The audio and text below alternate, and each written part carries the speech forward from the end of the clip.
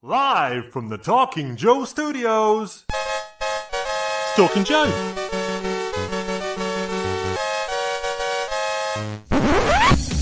Talking Joe is on the air. Hey, it's me, Mark, and welcome to Talking Joe, the G.I. Joe Comics podcast. If you are new to the show and discovering us for the first time, you can find out all about us over at talkingjoe.co.uk. That is the website. Now, today we will be interviewing a very special guest. It is artist, letterer, and comics legend Rick Parker. And joining me, as always, to talk to him, it's a real American Tim. It's Tim Finn. Hello, Mark, and hello, listeners. Artist, letterer, writer. Don't forget that Rick Parker didn't just draw, but also wrote his new autobiography and also lettered it and also colored it. And here he is. Here he Ta-da! is indeed. Welcome, Rick. Yeah. Thank you. Fantastic. Great to be here. Let's put you on the big screen because you are the guest. Now, here is the introduction. You could nod along to what sounds right and shake your head to what sounds wrong. So, Richard Lowell Parker was born in 1946, and it is an American artist, writer, and cartoonist whose humorous artwork has appeared in The New York Times, The Village Voice, Time Magazine, US News and World Report, Life Magazine, and various comic books published by Marvel Comics, as well as fine art. In 1966, Rick Parker was drafted into the United States Army, but got his start in the comics industry as a letterer for Marvel Comics in the late 1970s. Good so far. Parker is widely known as the artist of MTV's Beavis and Butthead comic book published by Marvel from 1994 to 1996. He wrote and illustrated his own graphic novel Deadboy in 2010, and his graphic novel memoir Drafted is out now, and he is busy working on the sequel, The Artiste. But of all his accomplishments, possibly the high point must be, surely, as the creator who worked on the most comics issues of Marvel's G.I. Joe outside of writer Larry Hama, as the letterer for issues 11 through to 38, alternating with Joe Rosen, and then a long run from 71 to 141. At which point I screwed up and Larry fired me. I think that's the middle portion, that break in the issues. Explain the gap in your CV. Which we're gonna ask. Well, I loved lettering. Should we get to that in the middle of it? Yeah, let's save that story. Whatever you want. Okay. Yeah, so we're called Talking Joe. We're not called Talking Beavis and Butthead. So we will probably focus mostly a little bit with a sort of singular focus on G.I. Joe. But we are more than happy to explore your time in the Marvel bullpen, talk about Drafted, and much more. Besides, I do have a specific Beavis and Butthead question for when we get to the 90s. Okay. So where should we start? So I mean, your beginnings are definitely explained in Drafted, but in terms of your career, that is much more recent. So let's wind back a little bit, maybe to your start at Marvel. Should we get there? If you want. How does your journey take you to Marvel Comics in the 1970s? There was an attractive woman in my psychology class when I was a graduate student at Pratt Institute in Brooklyn. And one night I asked her if I could walk to the subway because, Brooklyn, New York at 10 o'clock at night in the old days was not a place I wouldn't think for a single woman, to walk alone. So being raised down south where you're supposed to be chivalrous, I said, can I to the train? Because she lived in Manhattan. And she said, sure. So as we're walking over there, I asked her as she was about to go down to the subway, I said, would you like to go out with me for a cup of coffee? And she said, no, I can't. I said, why not? She said, because I've got to go home and work. I said, what kind of work do you do at 10 o'clock at night? And she said, I'm a freelance letterer for Marvel Comics. And I thought, I'd never heard of Marvel Comics, but I thought that sounded like a pretty cool job. And, after a week or so, we started dating, and I was at her apartment, and I saw what work she was doing. And I thought, wow, I could do that. I mean, there's nothing to it. And I had a terrible job, making about $3 an hour, working in a basement of a building underneath the Brooklyn Bridge for a furniture designer, grinding the rough casting off of brass plumbing fixtures. The dust was all over my face. My face would turn green. The dust was all over my clothing, and all my knuckles and fingers were all skinned off, from scabs and things from working at the grinding wheel. I was making $3 an hour. And one day I showed up at the printmaking studio, and the head of the printmaking department said, what are you, a chimney sweep? And it was kind of embarrassing. But anyway, she said she made about $300 a week. So I thought, wow, damn, I wish I could, do something like that. But I didn't think it would be cool to go to a company where somebody that I was dating was also working and doing the same kind of work. But, time passed, and, she got married. She met somebody and got married, and they moved to Arizona. And by the time, I was a cab driver, and I was passing Marvel Comics one day, and I remember I saw Stan Lee come out of the building, and he was talking to John Verporten, who was the production manager at the time. And I think, oh, look, I remember that place. That's a place where my girlfriend took me. Oh, she doesn't live in New York anymore. I'll bet if I went up there, they'd give me a job. So that was when I first had the idea that I wanted to go to Marvel Comics to work. I never was planning on having a real job, because I was going to be one of those artists that some art dealer discovered, and they just told me, just stay in your studio and you produce the work, and we'll send you a check every month. And that's really that's how I thought it worked. I thought, I would be discovered by some art dealer. Like, that was my plan. I had read that in Art Forum magazine when I was in high school. And I could to make it. I've always felt very confident in myself as a creative person, whereas, I often think that I don't really know, how to do things in the real world or in my own best interest. But it was really lucky that I met her, because she was key to my getting into Marvel. And when I went up there with her, she said one day, would you like to go meet some of the people at Marvel? And I said, sure. So we took the subway up there, and I will say that was the greatest group of people some of the greatest people, the funniest people. They were a riot. We got invited to a screening of The Exorcist once, and they were making funny comments during coming up to the film being shown. And I thought, man, I love these people. This is, the kind of people I want to work with. But, I couldn't, I wasn't going to go to work with competition with somebody that I was going out with. But it eventually worked out all right. I worked there for about 8 years, actually.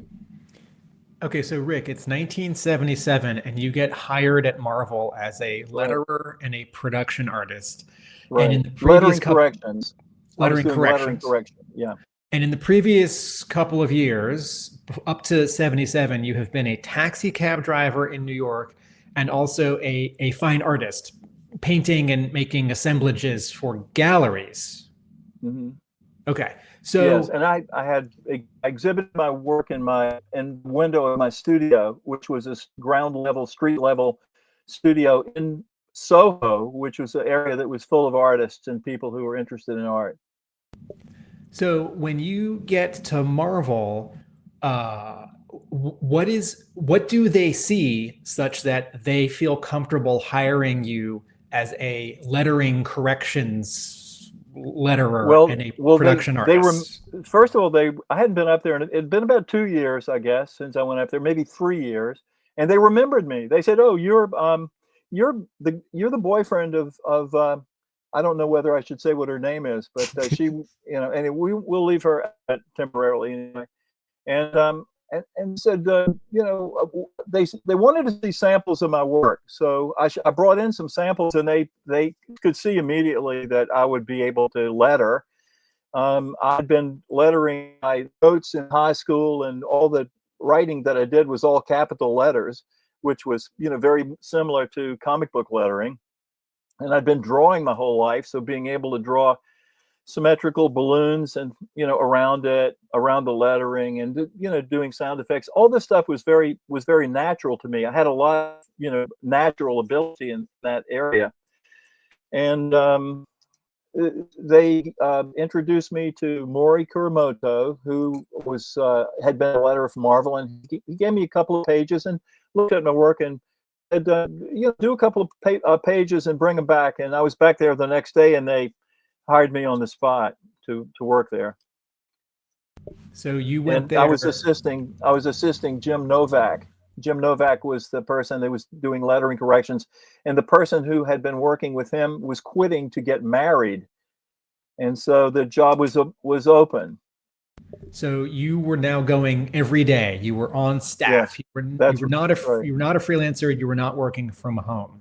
Right. I immediately went on to staff, and I worked there from 9 o'clock in the morning until about 9 or 10 o'clock at night, when they kicked me out. Most people left at 5, but I stayed there and kept working. I loved it, actually. And after 6 months, I began getting. They said if you work here for 6 months, you might be able to get some freelance work, and if you finish all of the lettering corrections and things that we ask you to do, and you have a Marvel freelance job, you can take it out and work on it. So I thought that's, and you can make extra money that way. He said, because we can only pay you $175 a week. This was in 1977. That sounded good to me, but apparently it's not a lot of money. But I could make extra money by working on my freelance work. So when the would end, I would take out my freelance work and work on it, for 2 or 3 hours, to make extra money. And also during the day, if things were slow and there was nothing to do, rather than just sit in my desk or walk around talking to people, I could take out the freelance jobs and work on it. And my page rate was $7 a page to begin with, and it took about an hour to do a page. So if you could make $120 a week extra by doing that, and then you make it around $300 or something a week, which was good. My rent was $133 a month. That's what I was paying in New York City for a 1,000 square foot, storefront loft with 13-foot ceilings, 11-foot ceilings. It was great. I loved it. And how did the freelance work sort of come about? Was it that you were on staff to work for a certain number of pages, and anything on top of that, like editors would seek you out? In those days, this was I was around, maybe toward the end of 1977, and maybe in October, November, I decided that I was ready to do some freelance work. It had been 6 months, and I always play by the rules. And so I copied a page of the dictionary. I copied the first page of the dictionary with the letter A on it, and there were lots of different fonts and everything. I just made a reasonable facsimile of that on an 11 by 17 piece of paper. And when the production manager, John Verporten, was away from his desk, maybe at lunch or something, I left the thing on his desk, and he found it. And later that day, his secretary came out and said, "Rick, John wants to see you." So I went out, and John was sitting, rocking back in his chair, puffing on his pipe, and he's looking at my page. And then, I could see raised his eyebrows a little bit. And then he bent over and pulled a drawer and handed me a 17-page story to letter with a rubber band around it. In those days, they'd give you all 17 pages of the original artwork, except for the first page, which was saved for Gaspar Saladino, who Marvel, that was the best letterer, or who they thought was the best letterer. He got all the splash pages for all of the books. So if people ever look at those books from those days and they see that the lettering on the inside pages does not match the lettering on the first page, that's because Gaspar did all of those things, but he was uncredited. But that was a Hulk number 219. It was written by Lynn Wein. It was penciled by Herb Trimpe and inked by Ernie Chan. And I might be mistaken about the penciler in that. Anyway, I took it home and I worked on it over the weekend and brought it back on Monday morning. And he was they like that because the books come out every 30 days, and they need people that they can really depend on to be productive. And I love working, so I like the things a lot of other people like: going out, having fun, seeing your friends, all that stuff. That's not what floats my boat, But I guess I'm a workaholic. But anyway, because all those other things of social interactions with people, which made me very nervous, So I just stay home and work. But when he saw that I was able to bring out, to do the job over the weekend, he immediately assigned me another job to do. And they discovered that I was somebody that was I was fast. I never really tried to be the greatest letterer that I could be. I'll be honest with you guys. I was thinking of this as a job. This is what I did to make money. I was still thinking my main purpose in New York as an artist was to do my own creative work. And I was getting into shows, and I was, I liked what I was doing, and people seemed to like what I was doing. And but I could never make any money at it. I had to do something, to support myself. And when I realized that I could work at Marvel, which was a fun place to work, and they offered me something that I was naturally good at, it was it was great. But I was still able to do my own creative work, in my spare time, which was all the rest of the time that I wasn't at Marvel. And I guess if you're being paid $7 a page, you get paid the same amount whether you spend 1 hour or 2 hours or 3 hours on that same right. page. And that's one of the reasons why I loved lettering G.I. Joe. Can I talk about that for a second? Yes. Yeah. Okay. Well, first of all, Larry Hama, who's recently inducted into the Harvey Kurtzman Hall of Fame, is a legendary creative person, man of many talents, and I loved the scripts. By the time I was lettering G.I. Joe, it was 1982, I think, when we first started that project. And I had been lettering for Marvel for about 5 years. And I could see instantly when I saw the script and the artwork for G.I. Joe that this is some of the best stuff that Marvel is putting out. So I tried to do the very best that I could on that material. I took, extra time, took extra pains to do it. And Larry's scripts were beautiful. They were clean. There weren't that many. There were maybe sometimes 15, 16 balloons on a page. And it did not take an hour to do those pages. Sometimes I could do 2 or maybe, if I'm lucky, 3 pages in an hour. And if you're the person who's working for a page rate, you love it when you get a job like that. Most of them are not like that. But that was a primo job, and I loved doing it. It was just so clean, so professional. And it was great. It was one of my favorite projects because it was a moneymaker, for me. And when when Larry unceremoniously fired me from the gig, it was a painful it was a big loss. I want to get to that, but I want to spend a little while on of course, lettering and G.I. Joe before we get to that. All right, so Right. I want to go back a step. You have mentioned Gaspar Saladino and Larry Hama as recently as 3 weeks ago at a convention panel mentioned Gaspar Saladino, and he has referred to learning the Gaspar Saladino alphabet. And Saladino was a DC letterer, and he lettered their covers and their page ones.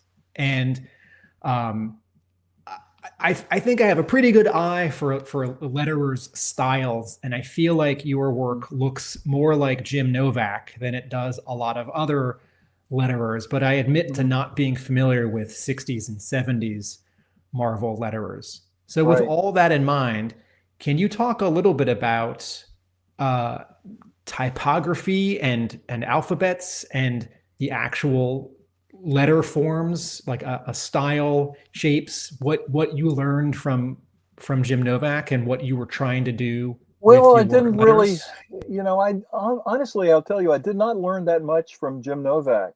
I was disappointed that Jim, anytime I ever asked Jim anything, Jim did not welcome me with open arms to Marvel. Was was kind of unusual. I mean, I don't know why it was like, I don't know what it was, but I would have loved to have been embraced by him when I first started there, because I really wanted somebody to, show me the ropes. But he kept to himself. He was very professional. I could see that his work was top notch. I consider him one of the best letterers ever. And he was a nice guy. For whatever reason, we never hit it off. And anytime I asked him what should I be doing, because we don't have any lettering corrections right now, he'd say, practice your open lettering. That's what he'd say. And so that's what I did. Although I didn't really love open lettering. I love lettering the inside of the books, with the balloons and stuff. I thought that was interesting, because to a certain extent you're looking at the artwork and you're reading the scripts, and it's a learning experience. Practicing your open lettering, all you're doing is becoming a better letterer. But I didn't emulate his style as much as I tried to be like John Costanza and Joe Rosen. Those were the two people who I really, and I love Sam Rosen's work, but I didn't try to copy it. But the best way to learn how to do, Larry was referring to working on emulating Gaspar's work, is to trace it, to trace over the letters that they actually do, so you can see how they're actually made. An A, for example, would, you'd put the pen down. I would put the pen down on the point on the paper and make a diagonal line from the top to the lower left, and then make a line from the top to the lower right, and then make the crossing bar. That's how you make an A. And you can see how, letters like, look at that. How about that? That's great. The main thing I learned with lettering is that it'd be easy to read. And the letters, obviously, being symmetrical is good. People like things that are the same on both sides. I think one of the biggest mistakes people make is they don't leave enough air around the lettering in the balloon. Leave white. They need more white space. Mobius does a beautiful job of that. He doesn't draw the balloon right up to the letters. Style is not as important as readability. And of course, you have to make sure that the balloons are placed on the page in the proper location, so that when the reader reads the books, that they go from the balloon that they're supposed to the next balloon that they're supposed to. And it can get, some people don't do a good job at that, and it gets confusing to the reader. And once the reader's confused, they're not feeling really good about it, and a lot of the time they'll just stop reading right there. And that's not what you want to happen if you create material. You want people to read it all the way through until the end. Just like when you're having a conversation with somebody, you don't want them to suddenly roll their eyes and say, oh, I just remembered I got to put some money in the parking meter. They want to leave. But it's a conversation, really, between the creators of the book and the person who's perceiving it. So you got to make it as easy and pleasurable as possible, and as easy as possible for them. Yeah, I mean, I've often heard that for lettering, it's kind of the invisible art form, that you don't necessarily notice it quite as much, but when it's done badly, you really notice it, because it stands in the way of you and the story. Well, I was I was looking at your the show that you did with Larry, and it was interesting. Larry said he believes that you should be able to look at a comic book without even reading the material and understand what's going on. I think he mentioned Akira is a good example of that. But it's what were you just saying? Tell me, Mark, what you were just saying. I kind of lost my train of thought there. I said that you don't always notice lettering apart from when it's done badly. That's when you really notice it. Right. Well, it's impossible. I was going to say it's impossible to read a book without without seeing the lettering. And you don't want people to be distracted by the lettering. You want it to be. You don't want them to notice the lettering. I even, we want to talk about Beavis and Butthead, but on the lettering, I tried to make the lettering kind of fit with the artwork. I didn't even use an Ames guide, on that book, which was very unusual. But the lettering takes up space on the page. It's impossible to look at a page of comic art and not see the lettering. It's taking up, physical space on the page. People don't realize how important the lettering is. It's so easy. There's so many different things that go into being a good letterer, and it's so easy to do it badly. But Marvel had some really good people lettering for them. I mean, I don't remember ever seeing any lettering, and I did lettering corrections there for years that I thought this person should not be lettering. Everybody that they had there was a pro. When you talk about lettering corrections, you mean fixing small mistakes that the editor has found, right? Or right. they've discovered that they want to say it in a different way. So you have to maybe change some of the sentence in the balloon, or redo the entire balloon, or something like that. And you have to match the style of the dozen or so different letterers that were working there at the time, which is, requires you to have the kind of visual perception that notices stuff like that. I mean, when I first started working there, just as a goof, I put out this thing called the lettering examination, and I circulated it to everybody at Marvel. And a list of S's, for example, were 12 S's, and there was a list of names of all the Marvel letterers, and the person was supposed to match the S to the letterer. I mean, I thought, that was my way of trying to tell that this is an important, art form. And most people just took it as a goof. And I don't remember. I think it might have been Dave Cockrum had so much fun with that. The answers that he came up with, he didn't even try to do it. He just came up with funny answers, and there were balloon shapes that, all these. It was. I'll send you guys a copy of it sometime. It's funny. I ran across it the other day. I would love to see a copy of that. The letters examination, yes. Could I follow up? Sure. So besides sort of style and letter forms of normal lettering, can you talk about sound effects? Because those, yes. I think people who don't think about lettering might more quickly agree that that's a kind of art in and of itself. Yeah, there's a lot more. I'm thinking of G.I. Joe sound effects that are particularly sort of explosive sound effects, like a giant kablam for a missile or a bomb hitting, where the edges start to get crunchy. So can you talk? Because this is basically a kind of cartooning. Yes, yes. There are people who, lettering is an art. It's an art form, and there are people some people are better at doing sound effects than others.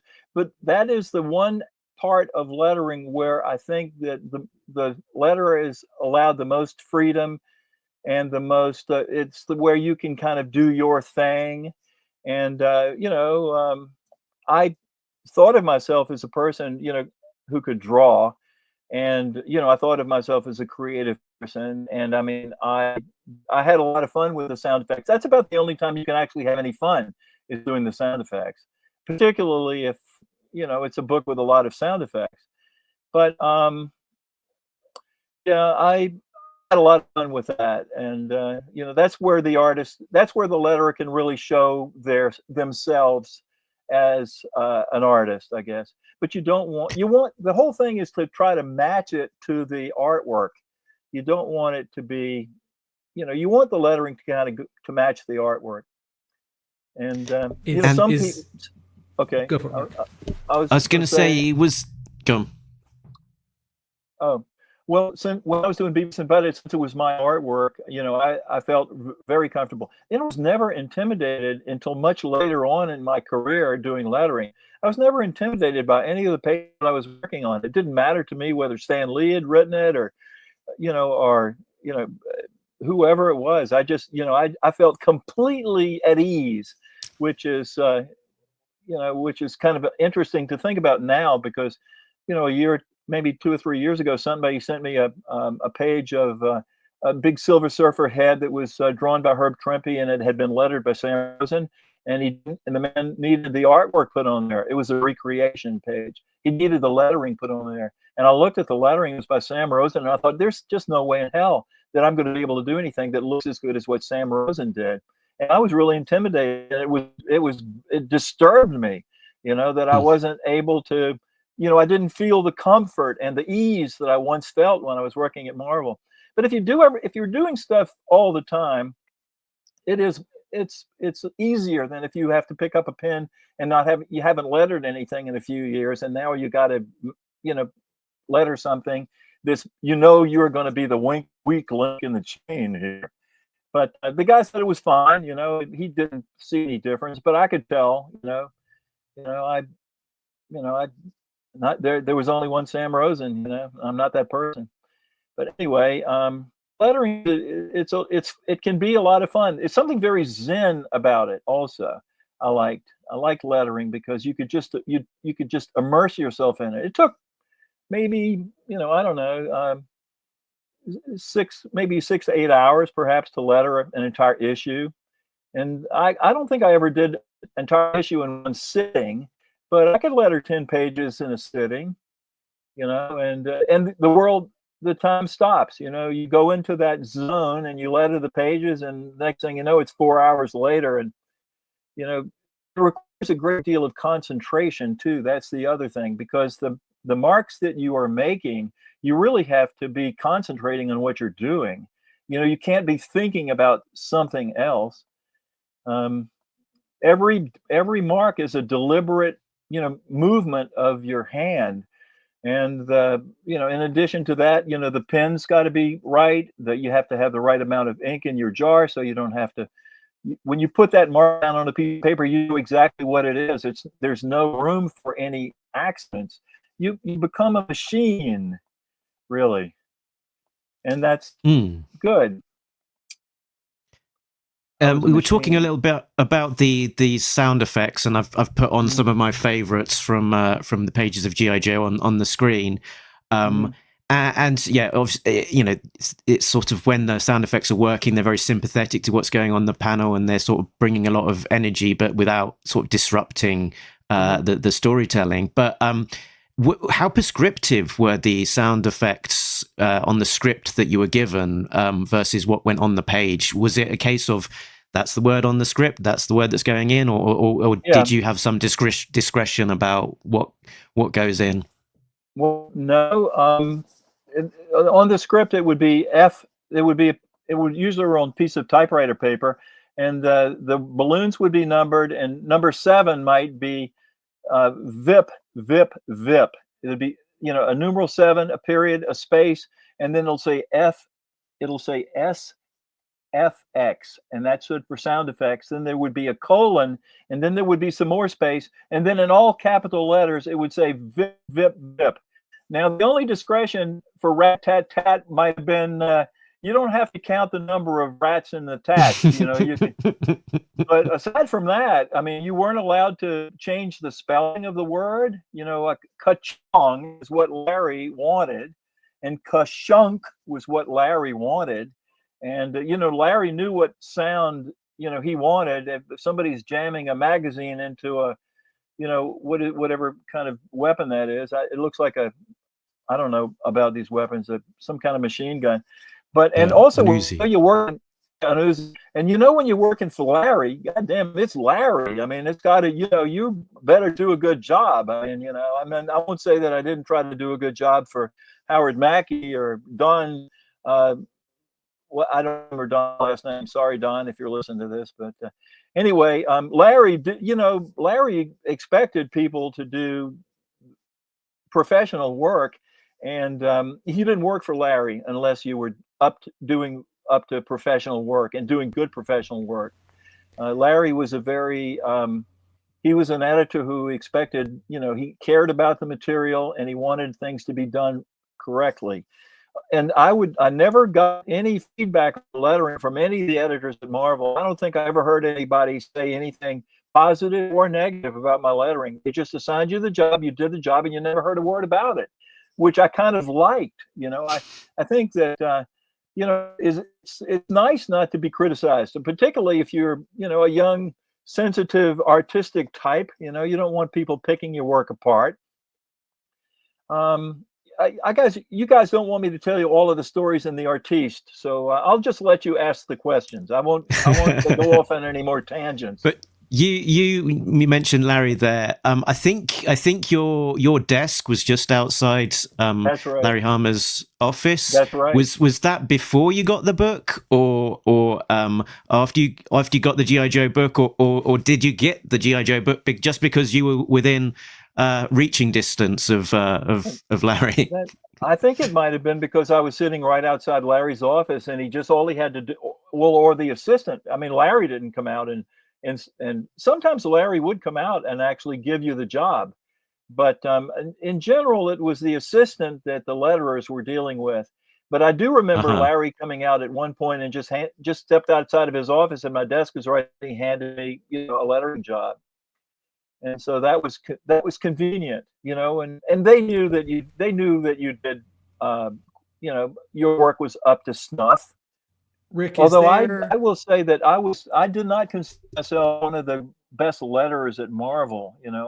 There were other people who I think Joe Rosen was better than me. John Costanza was better than me. Jim Novak was certainly better than I was. Tom Orzechowski was a better letterer than I was. There were a lot of people there, but I think what appealed to them about me was the job done, and it looked good. I want to ask a craft question because you have just identified several letterers who, in your mind, were better letterers than you. Yeah. And I think we all have a general sense, but I'm wondering if you can be more specific. What makes a great letterer? Well, looking at this page, for example, the first thing I look for, now this has been 40 years since I've lettered this page, and I would say that the credit box looks fine. I don't like the title, like Chimney Sweepers Come to Dust. I do not like that. I think I probably put that schmutz on the lettering because of dust and chimney sweepers. So that's been what I was thinking. I can dirty up the lettering a little bit. The sign, Fort Wadsworth, that does not look like any sign that I have ever seen before in my life. The rest of it, United States Army Authorized Personnel, okay, that looks okay. And the captions look fine. And the balloon lettering is fine. The spacing of the letters and that last balloon in the lower right-hand corner, the spacing might have been able to be a little bit better. But and these days I pencil in all the words if I was lettering by hand, I would pencil in all the words before I would ink them.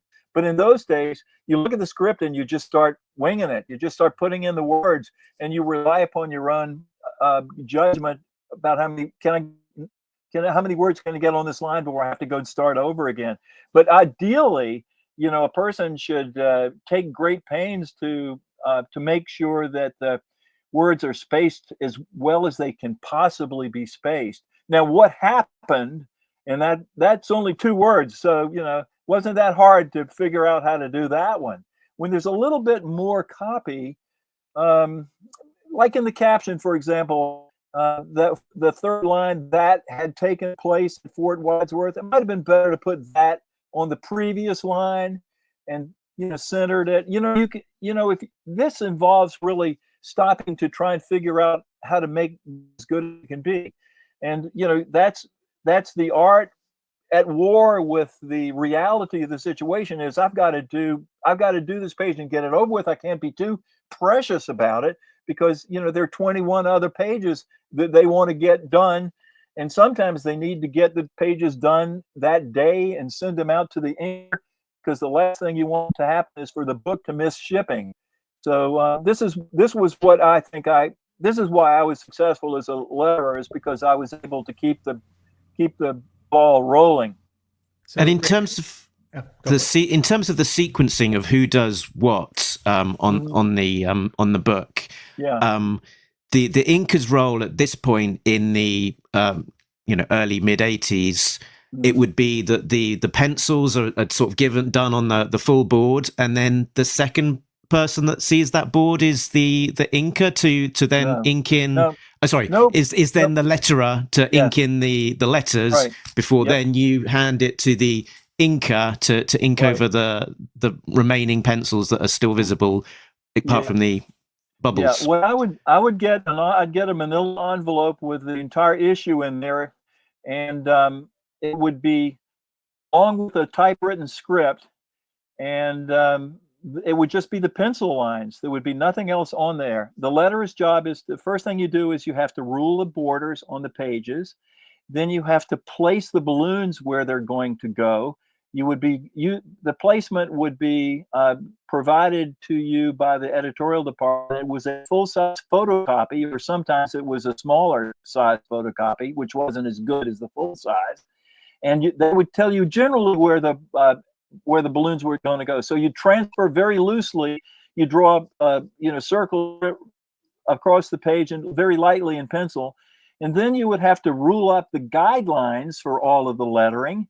And then when that was done, you could, and the pages were bordered and the guidelines were ruled. Then you would take the script in one hand and the pen in the pen in the other hand, and the board is on your desk pinned, and you would begin lettering the balloons.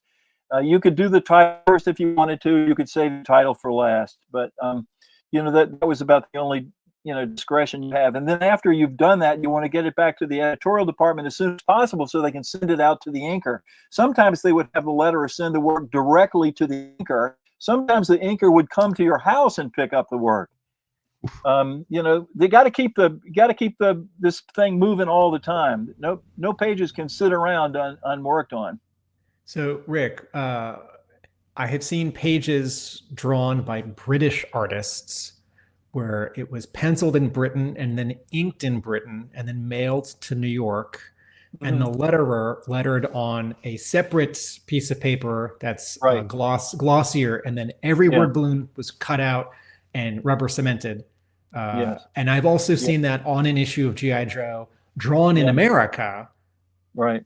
So besides the British exception, which I can understand because it's going to be lettered in New York and it's too much to FedEx the pencils to New York and then back to Britain. Absolutely. How that's often... That's called an overlay job. Where the lettering. Okay. Yep. To me, an overlay is when the word balloons are pasted onto clear acetate, which is a separate layer that floats on top of the artwork. And what I'm talking about here, we used to cut. You do the lettering on a piece of vellum that was laid over the original artwork, and you would separate that from the artwork. It's usually taped on there, and then you would use whiteout on the backs of the balloons. So you flip the page over to the other side, white out the backs of the balloons, and then those balloons would then have to be carefully cut out with a pair of scissors, and then rubber stamped on. And then rubber cemented on the inked artwork. That was generally how that was done. And then you have to touch it up. You have to touch the around the, because you can't cut the balloons cannot be cut up perfectly around the borders of the balloons. There's always some touch-up work that needs to take place, like where it says what happened. The man on the bus is what happened. Maybe that the fence above the balloon might have those lines on the fence might have been partially drawn on a little bit of overlay paper, and that work was done in the production department too. We did a lot of that. Jim Novak and I did a lot of that, but we didn't do paste ups. They had another person at Marvel whose job was to paste up the balloons. And sometimes if that person wasn't available, they would offer I could be offered sometimes paste up work for $6. It was like less than lettering a page, but I generally had so much lettering to do. I didn't feel that I could accept paste up work, and paste up work is no fun. It's a messy job. You wind up with little pieces of paper, in your hair, and a week later you find it on the pillow of your bed, and all that stuff.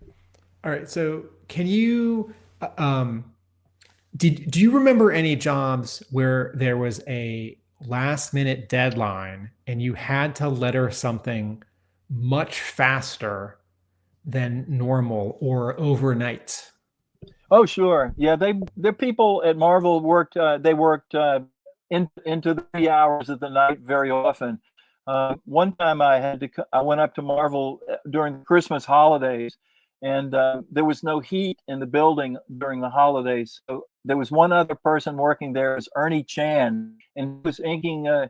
I was lettering Conan the Barbarian, and he was inking Conan the Barbarian. And we finally dragged our chairs out into the hallway, which was a smaller area, and I think our body heat was what kept us going. But that working, during the night and overnight and over the weekend and everything was just routine. That was normal. I mean, these many of the people who work in comics, I can't speak. I know that for a fact that it takes over your life. It becomes your life. Working in comics, everything else, everything else becomes like, secondary to getting the work done. So, did that answer your question, Tim? Yes. Okay. Well, it's interesting to see all of this stuff. I haven't seen it since I did it, actually. Oh, that's by Clem Robbins. Oh, I think maybe, isn't it? Or is that my lettering? Yeah, that looks like my lettering. All right. Yeah. I think that one's meant to, from you. This is 139. This is, I think this is later on. This is now in the 90s, and I guess this that looks like a paste up job. That you can tell it looks like there's a bit more glossiness on those balloons, and there's you can see the ink. The ink is coming through the paper. So whoever pasted that up didn't put enough whiteout on the back of that. Or is it that now that it's 30 years later, the rubber cement is breaking down and the ink is bleeding through? So this is a page. This is a page penciled by a British artist and inked by a British artist, and then mailed to New York, where you lettered it. Yeah, right. Yes. So the rubber cement does turn brown. Actually, sometimes you see balloons are they're the color of potato chips. But in a lot of, especially in the early days, the companies and even the artists themselves didn't really, not all of them actually they thought this is like an expendable. They weren't thinking, oh, we want to keep this material in pristine condition if possible, because one of these days we're going to be able to, sell this, and we want to get the maximum amount of money for it.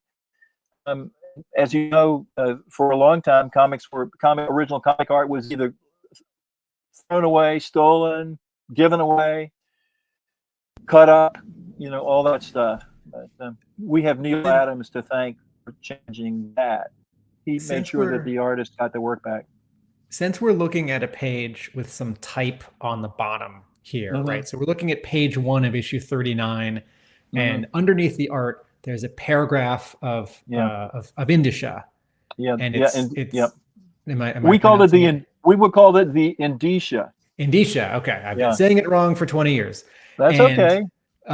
Folks, if you're listening, the word is spelled like indicia with a C. And so here's this like 6-point font, and it's the legalese, right?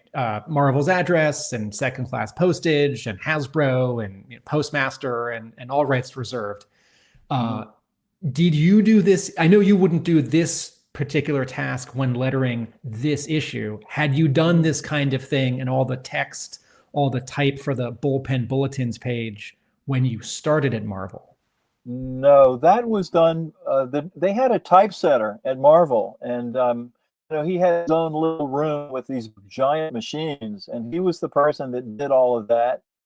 And then it was printed out on not on a piece of paper, but kind of a glossy paper. And then there was somebody whose job it was to paste that onto the page. And when I was there, Mori Kuramoto was pasting things like that down on the pages, and they also had letter columns and things like that, where these big pieces of white paper with all this tiny little type had to be pasted on using rubber cement, and it had to be, squared on the paper, and you'd use your T-square to make sure that the type was, horizontal, and it was, it was all done by hand. Mark? I also thinking about sort of lettering and the what can go wrong is, I guess, for lettering specifically, the most, I guess, egregious error could be a spelling mistake. So there's probably two things that can happen. Like you're spotting a spelling mistake in the script and thinking, do I need to fix that? Yeah, I fixed and then coming up with your own. I fixed obvious. If it was a spelling error, I fix it. And once in a while, I would see something in the book that I thought I got to call them up about this. One time they were doing a book about the Irish Republican Army, and it was during the time in which the Irish Republican Army was actually active and blowing things up and whatnot.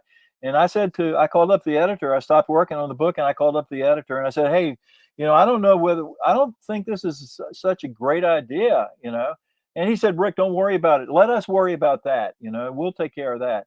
And then a week or two later, after the book came out and I was going up to Marvel Comics, everybody in the office was standing out on the street. And I said, what are you doing? And they said, well, we had a bomb threat, called in here by the, Irish Republican Army. And, I tried to tell you, but jumping back to this page that we're looking at, right? We're still looking at page 1 of issue 39. So 139. So the second word balloon, Cobra Commander is saying, I merely offered to make him a deal, and deal is bold. Yeah. Right. So there are a lot of that was indicated by all capital letters in the script. Okay. It wasn't up to the letterer to decide which words were bold. I mean, if you're the writer of the book and you're also the letterer of the book, you can decide that. But no, the writer, it's a decision that the writer makes, and you have to be faithful. You have to do what the writer wants, not what you think is better. Can I ask, so you lettered many issues of G.I. Joe, and a book I was also paying attention to at the same time, you lettered many issues of Amazing Spider-Man. You've talked a little bit about what made G.I. Joe G.I. Joe. Is there anything else to say about, was lettering one book over one artist's pencils or from one writer's script? Was it that different from working on another book, particularly? Yes. How? Everything is different, as you know. And some of the stuff they really care about, some of the stuff you can really relate to. I really liked Spider-Man. I enjoyed working on Spider-Man comic book because I could relate to the character. I mean, a lot of it took place in called the real world, and G.I. Joe was tough for me. I mean, it was very professionally done. The scripts were great. It was very clear what they wanted. It was easy to follow, and I could work twice as fast. I could finish a G.I. Joe comic twice as fast, but I didn't all the different characters. I wasn't into all of these different characters. I didn't really. I'd been in the Army. I didn't really relate to it as maybe the Nam would have been something which was more realistic. But I just I didn't understand. It was hard to follow. There was a lot going on in G.I. Joe, and probably if I was more familiar with it or had been more interested in it, I would have enjoyed working on it more. I liked, if I got involved with the characters. I mean, I liked working on the book more. I loved, there were a lot of projects that I enjoyed lettering a lot more because of my individual feeling about it.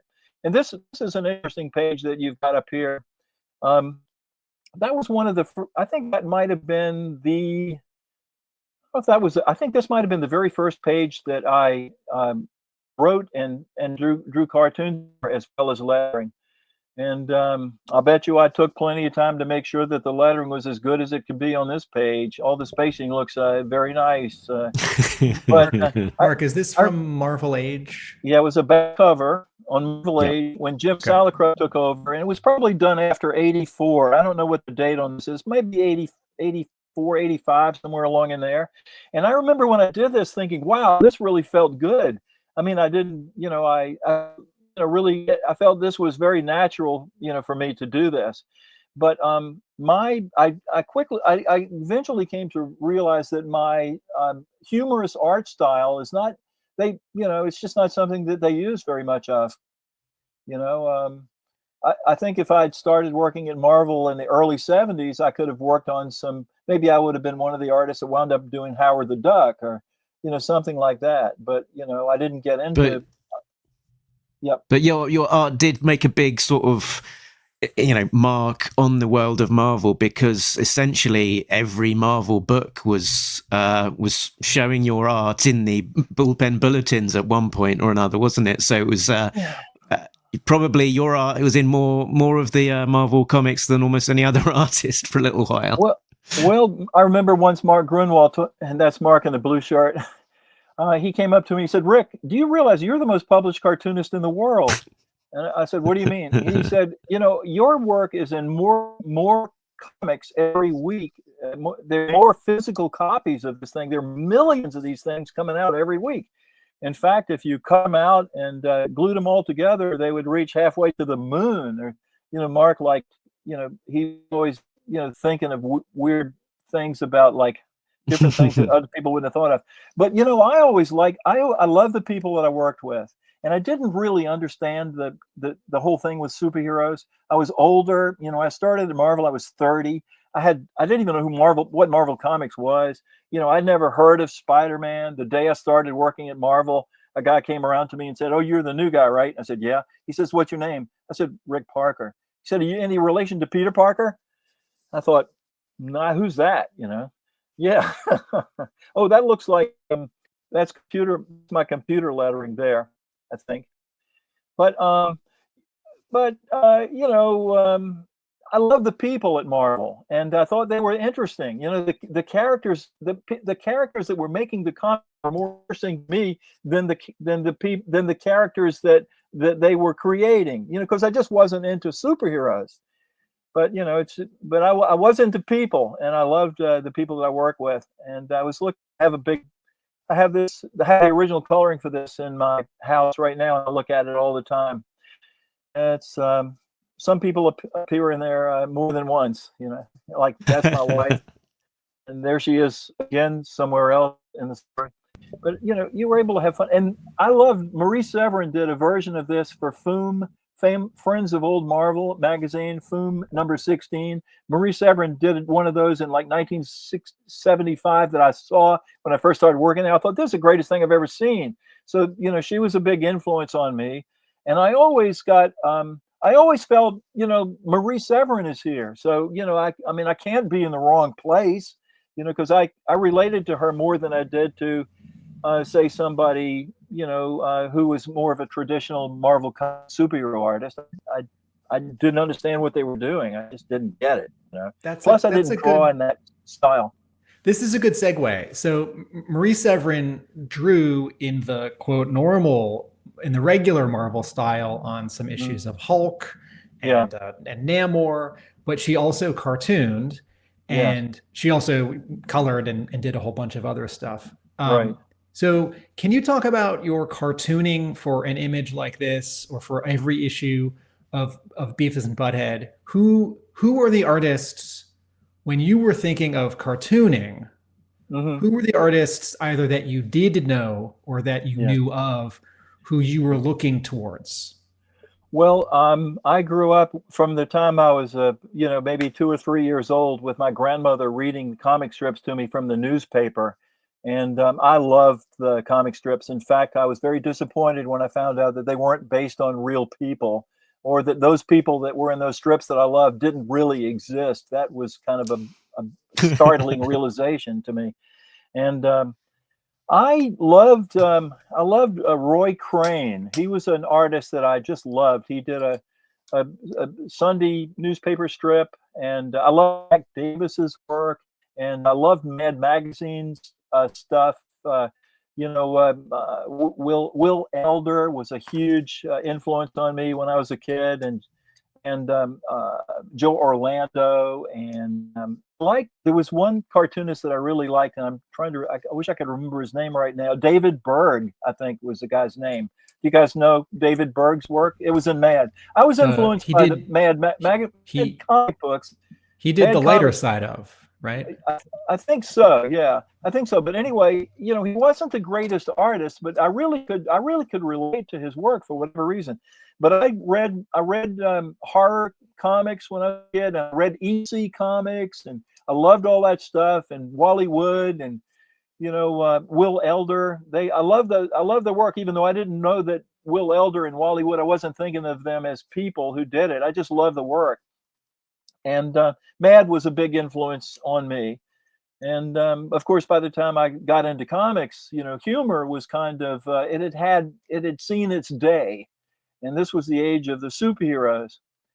And I just, I found myself working at a superhero company. I'm damn lucky that something finally came along that I was appropriate for. I kept waiting and waiting. It was 15 years before they assigned a comic book for me to draw, and that was Beavis and Butthead, and it was right down my alley. But what I always tell people is, do not wait for somebody to assign you something. If there's something that you're good at, if there's something you think you want to do, if there's something you enjoy, go ahead and give yourself permission to go ahead and do it. Don't wait to be invited to do it. Don't wait to be discovered. Don't wait for somebody to pick you. Discover yourself, pick yourself, do what you want to do and make it as good as you can, and then show it to the right person. Okay, Rick, we're looking at the cover to Beavis and Butthead issue number 1, which you penciled and inked and lettered. And I have 2 questions. One, what reference were you provided when you were hired as series artist? They gave you a Bible with pictures of Beavis and Butthead and all of the main supporting characters, and they each character, there were a variety of, like, one set 11 by 17 page might have Beavis's heads, nothing but Beavis's heads on it, and they would be in all from different angles with different expressions.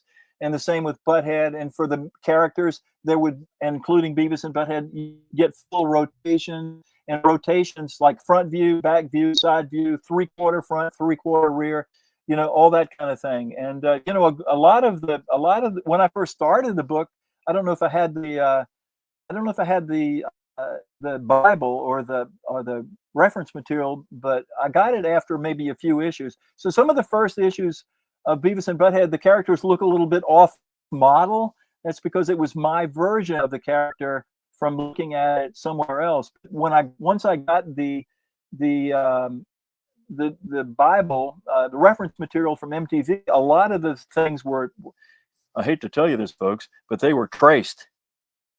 So, and I actually employed one of the most talented people in college in New York City. The Fashion Institute of Technology was right around the corner from my studio, and I contacted the head of the department. I said, "Do you have any really talented young people there that would like to have a job working in comics?" And they sent me over a very talented young man named Rob Camacho, and Rob became the person whose job it was, after I'd laid out the pages, and to very carefully trace all of the heads of Beavis and Butthead onto the page. We had a little bit more freedom with the bodies. Also had another assistant working with me named George Levine, and at some point, George Levine was drawing the entire issue, and what I was doing was I was lettering them and inking them, and maybe adding things to them that I thought were funny.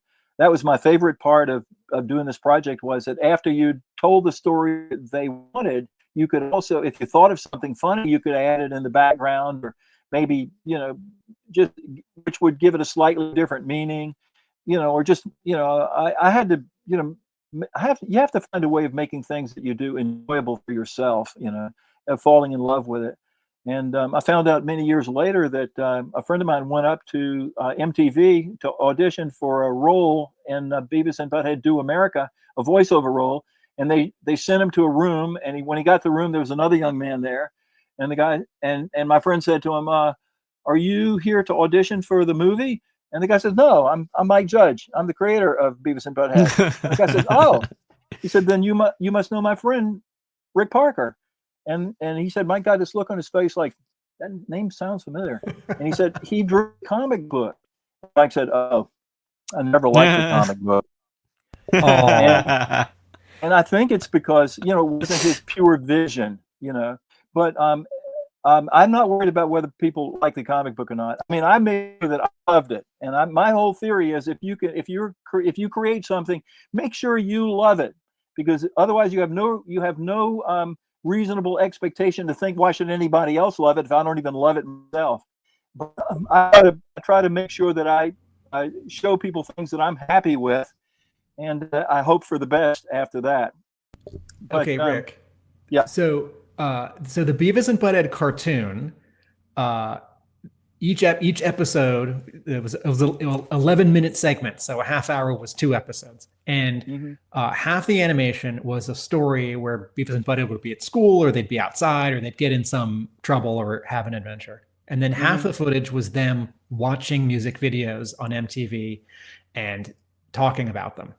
And for the Marvel comic, there were 3 or 4 pages per issue where Beavis and Butthead, as single pages by themselves, are reading a Marvel comic and commenting on it. And a guest artist would draw, like if they're reading an Iron Man comic, on these 3 or so pages, a guest artist would draw some sort of inset artwork of like Iron Man flying around, so that we can see the adventure that this character is having, that Beavis and Butthead are commenting on.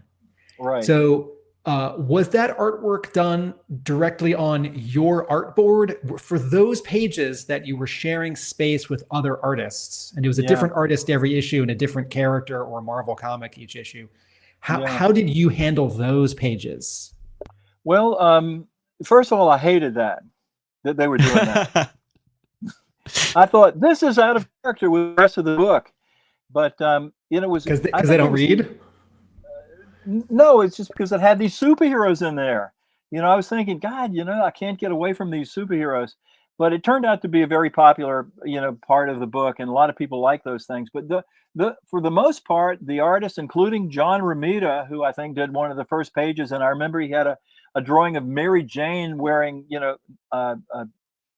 sexy underwear and posed on a couch or something, and that was, I got to keep that page, which was great, because page of Beavis and Butthead, and I was the person that they returned to the Beavis and Butthead pages too, so I got to keep this page, and I got to keep all of the other pages from all the other artists too. But some of them were smart. They did the artwork on a separate piece of paper, and all I ever saw was a photostat of the page.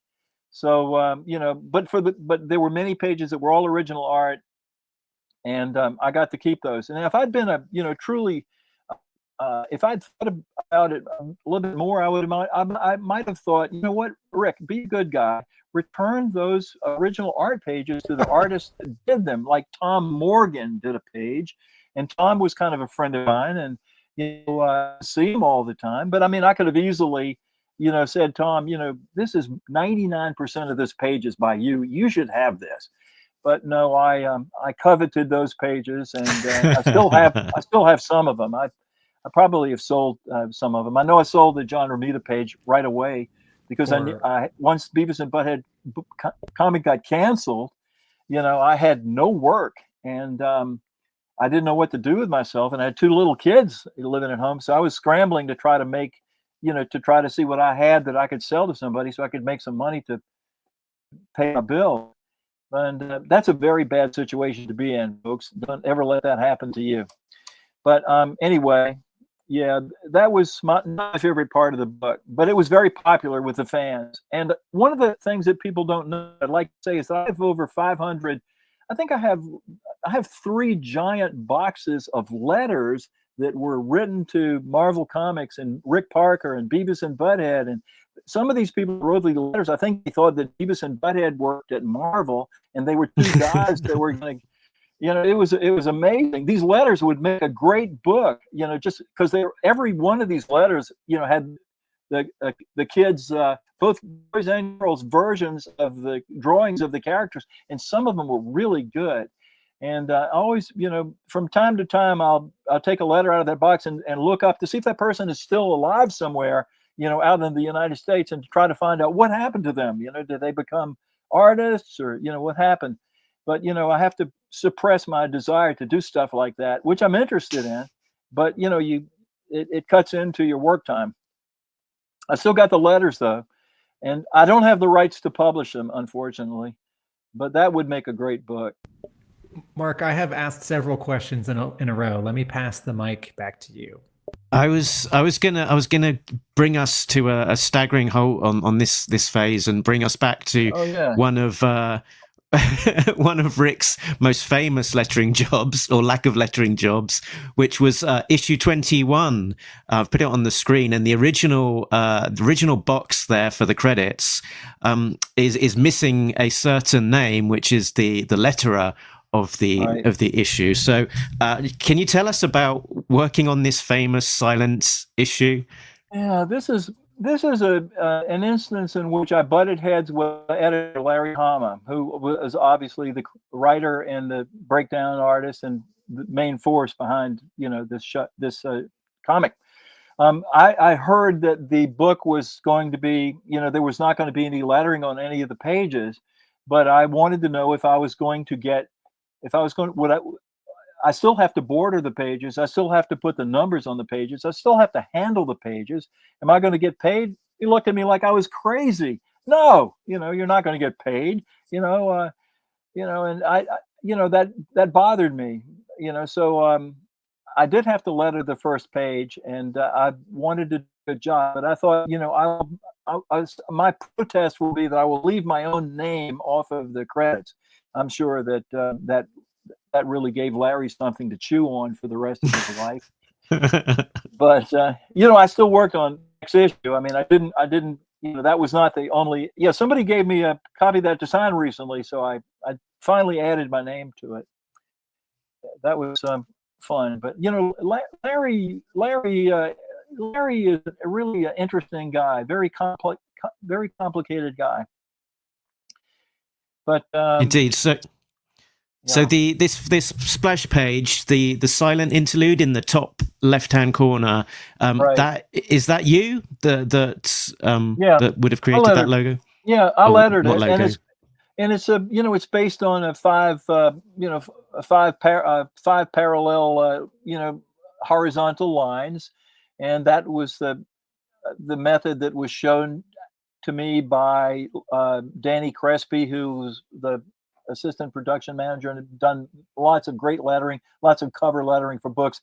And it's just kind of a simple, no nonsense, hard to object. Nobody ever objects to this. So, and also I think Dan Lee Presents looks like it was lettered by hand too, because the Presents part looks like my lettering. Probably lettered that by hand. Rick, but, what are the five parallel lines? Oh, well, across the top, and then the second line down above that S, and that goes across, and you see how that is even with the top of the E, and then the middle part of the S is even with the top of the E, with the middle part of the S, and the bottom part of the S is even with the L, and the bottom part of the E. So those lines just enable you to, to block out the horizontal section. Then all you're left with is the vertical section, and then it becomes a matter of how wide are these letters going to be. Now, looking at this now, it looks like that S is a little bit wider than I would like to, have it. And it looks like the E might be a little bit too close to that N. So, and the left side of the T looks like it's a little bit smaller than the right side of the T. So it doesn't look like Rick Parker put a lot of effort and thought into making that as good as it could possibly be. I just want to respond.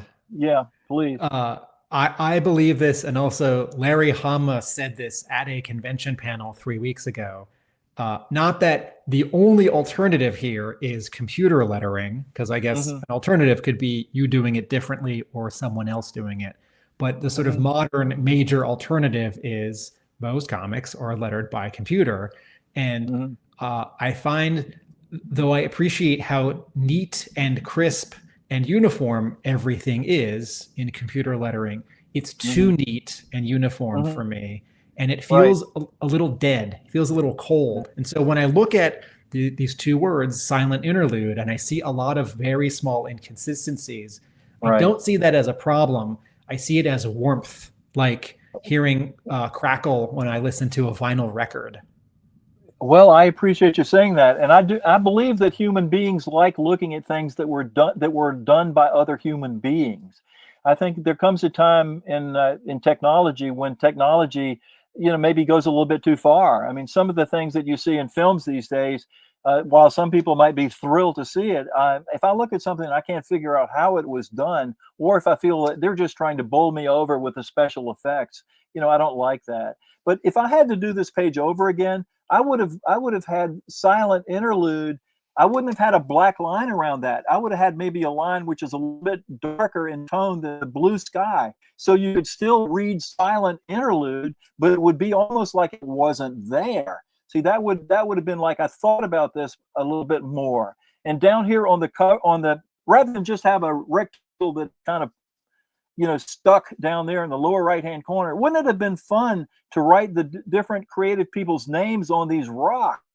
Larry Hama's name could have been carved into that big rock over there on the left. And, Steve Lealo's name might have been written along the edge in the green space of those rocks. See, I think the fans would have liked that. I think it would have been fun to do. But, this was during a time when I just wanted to just knock out the page and move on to the next one. So, I do believe, Rick, I do believe you did that treatment for the first page of issue 92, which is a Mark Bright and Randy Emberlin splash page where we're looking up some rocks at I think a train. Mark, it's okay if you don't have that page handy. So, so you did do something like that elsewhere. Yeah, good. I'm glad I wasn't just a complete hack. Well, this issue 21 silent interlude, there was a tremendous deadline crunch. So if you did it the simple way, the easy way, I think that was probably the unspoken or spoken directive. Yeah, and there's also a second another page here that does have some lettering as well as Destro's looking on his computer screen, and we figured out that must have been using some technology to kind of reverse the lettering, the white lettering, so that it's sort of so reverse the original black lettering, so it's white on a black background, and then that was stuck in on top of the original art. I can't tell. I can't tell by looking at it whether that was hand lettered or whether it is a computer font. But it was certainly black on a piece of white paper, and then it was photographed, and and they made a negative of it, and it looks pretty good, actually. I don't remember doing that. I don't think I would have done. I don't think that's my work. Okay. You see how it's got a little the O on of is smaller. I wouldn't have done that. I probably would have had all capital letters. Okay. And one of the stories about sort of the reason that this issue came about and the late, the sort of the rushed nature of it having to be created was the way that I think Larry tells it is that in Denny O'Neil's chaotic office, there'd be piles of paper everywhere and things like this, and that somehow either the original issue was lost or just deadlines just got a little bit mixed up. Are you able to kind of talk to your recollection of sort of Denny's editing style or his office? Well, no is the answer. I hardly left my desk when I was at Marvel, because if I wasn't doing lettering corrections, I was probably working on my own freelance work. So getting up and walking around, unless I had a very good reason to go into Denny O'Neil's office, I probably didn't go in there. I remember going in there once, and Denny O'Neil was he just finished a telephone conversation, and he was really upset. And I said, "What's the matter?" And he says, "I'll never use that son of a gun again." That wasn't his exact words. I said, who was it? And maybe I shouldn't name the artist, but whoever it was had promised that he would have something ready for Denny on a certain date, and he didn't do it. He blew the deadline. That left Denny, in a very awkward position. But, Denny was a really smart guy, and he was a really good editor, and he knew what he was doing. And looking at these pages right here, just 40 years later, I'll say, what great layouts. Thank you, Larry. What interesting, the expression on that character's face in the bottom panel. I mean, inking on this close up of the character, that's Steve Lealoa all the way. This was a great book, and they had some really talented people, working on it. And at the, it's Larry Hama. A few years ago, like maybe 7 or 8 years ago, I realized Larry. I always wanted to. I'm going to contact Larry. I'm going to ask him to write something for me to illustrate. So I wrote to Larry, and he was flying back on a plane from, I think he was working in Hollywood at the time. And he wrote us 8-page story for me to illustrate.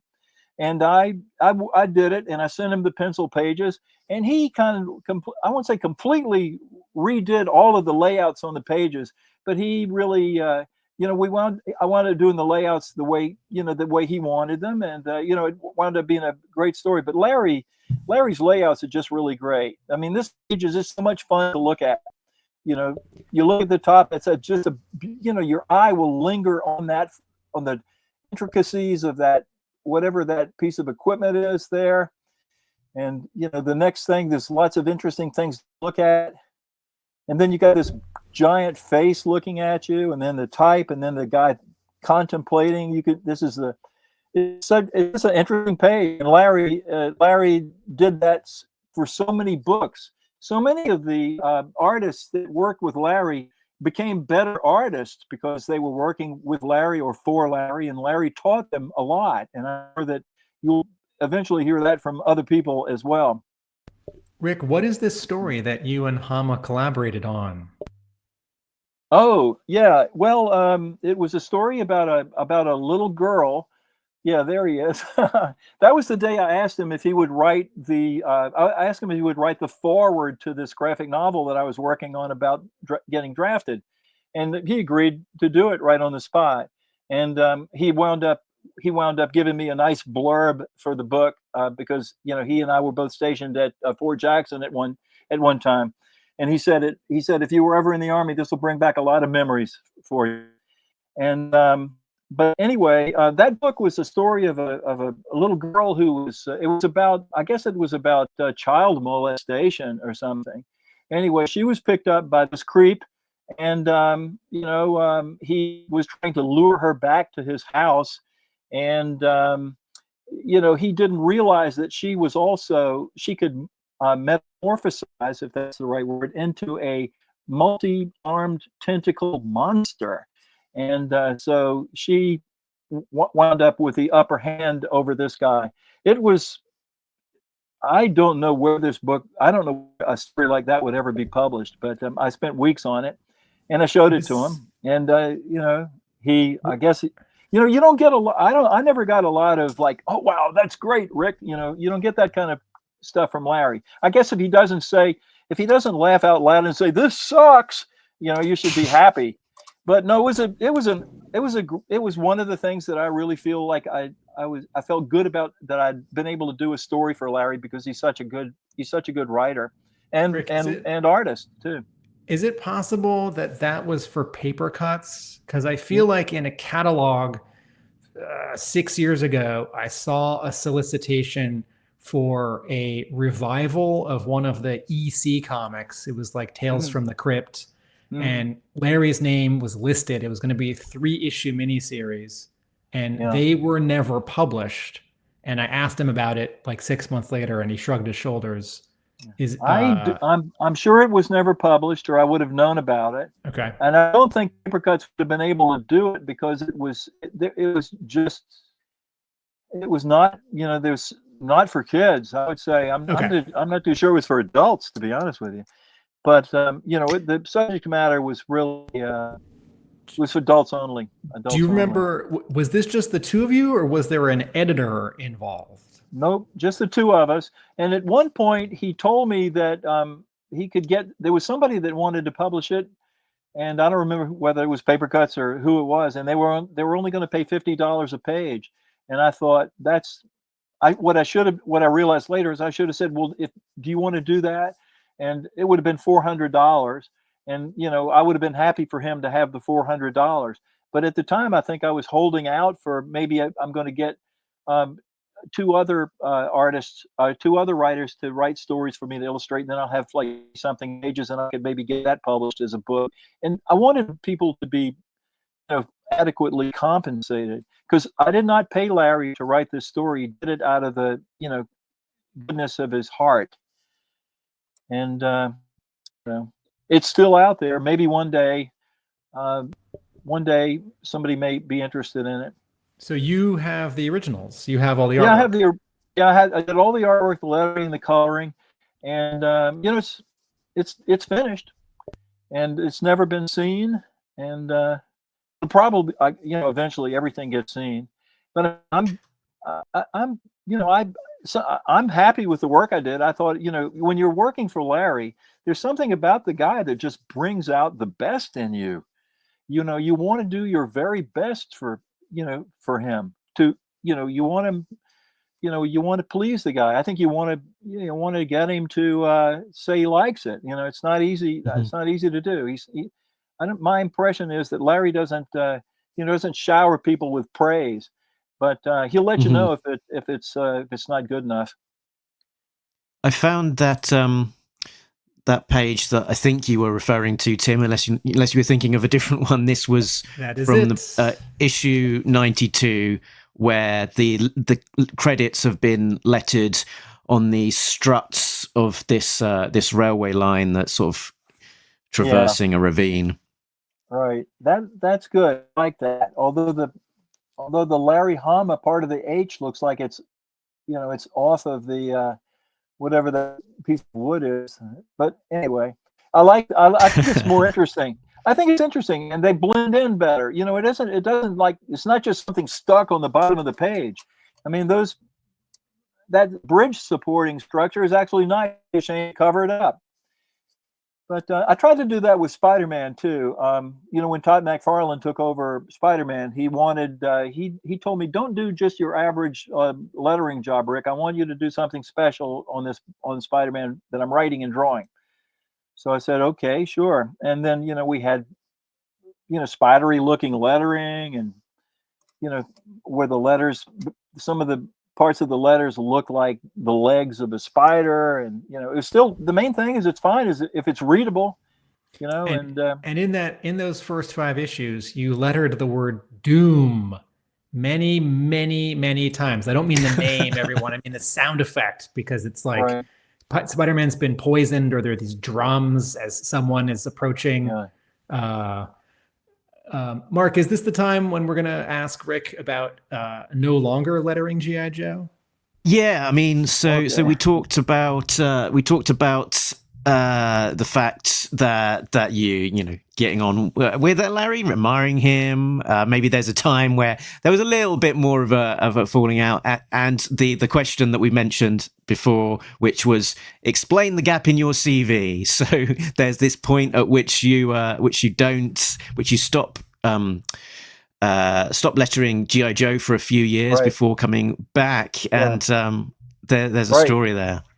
Well, G.I. Joe was just one of the books that I was lettering. I was in high demand, and that's a great situation to be in, because you can make as much money as long as you're willing to work 24 hours a day. The work is available to you. And I was lettering a book called King Conan, and Larry was the editor of that book. And there was a scene that was drawn by Val Merrick, I believe, drew the book. And there's a scene in which Conan is swimming in a river. Oh, you got it right there. That's great. And then there's a character which is sitting up, and Conan is, one of the characters is sitting on the river, and I guess the other character is swimming in the river. And they were just talking, this balloon. It said, the sun shines on all else but shines on Poitin. Now you've got me spouting. It sounded like, how could he hear him? He's so far away. So I wrote on the edge of the paper, not intending for this to get printed to the books, like, my God, this guy's got good hearing, eh? And then I think it was the assistant editor wrote, what? I don't understand. Or maybe that was the inker that wrote that. I don't know who wrote that, but I certainly didn't intend that to go out there. I didn't want to make anybody look bad or Marvel look stupid or anything, but the book got printed. It was like 350,000 issues. And Larry called me into his office. He said, "Did you do this?" I said, "I was raised to, George Washington chopped down the cherry tree." I said, "Yes. I do not tell never tell a lie." I said, "Yes." And he said, "Well?" I'm thinking, "Well, what?" He said, "Well, don't you have any remorse?" And I actually did not know what the word remorse meant. So I said, "No." And he said, "Okay, that's it. You're off the book." And I walked out of his office. I mean, he didn't hit me or throw anything at me or shoot me with a Uzi or, cut me in half with a samurai sword. So I'm pretty lucky. But I was off the book, and that was not only was I off Conan the King, but I was off everything that Larry was editing that I was working on, including writing G.I. Joe. And that hurt, because I liked working on that book. It was interesting and a moneymaker. But a couple of years went by, and I was still outside his office, and he came with a comic for me to letter, and he walked over to me and he put the book down on my desk. And he says, "Well, I guess you've suffered enough." And I thought, I didn't say this to him, but I was thinking, wow, I haven't suffered at all. I had plenty of other work, but that's my Larry story. And I'd like to say that I don't think that any problem that Larry has with a creative person. I mean, it wasn't like, if I saw him, outside a movie theater or something, he would have shunned me or anything. I don't think it completely, I don't think it would have ruined my personal relationship with him. But, it certainly, didn't help my professional relationship with him, especially. But I have a great deal of respect for Larry, and I think he's the most knowledgeable people in the field about comics. And I think that his track record, proves that. And you mentioned he didn't shoot you with an Uzi or chop you up with a samurai sword. I'm just thinking about some of the legends around Larry and what was in his office. Did he have the sort of idiosyncratic things sort of hanging about in his office? Well, I was right outside of his office, and I used to see people coming and going from there. And occasionally some artists would go in there. And I think one time I heard him say, "This sucks," and then the person came out kind of with their tail tucked between their legs. He didn't mince words. And, he was totally honest, and, he called it like it was. And, he took his job very seriously, and he cared about the work. And I'm not saying that the other editors didn't care about work either, but I think that if people went in to work for Larry, they knew that they'd better do the very best that they were capable of, because I don't think he would have tolerated anything less. He wouldn't have had any problem about telling you, this is terrible. But anyway, Rick, when Mark, go for it. I was only going to say that I guess there's a happier end to that Larry Hama's story in terms of the friendship that you sort of built after the, I guess, falling out in terms of that lettering. Can you tell us a little bit more about how your relationship with Larry has developed over the years? Well, I mean, I can't say that Larry and I are best friends or anything, but I consider him a friend. And, I have a tremendous amount of respect for Larry, and I like him personally as a human being. He's got a great deal of integrity, and I respect that in people.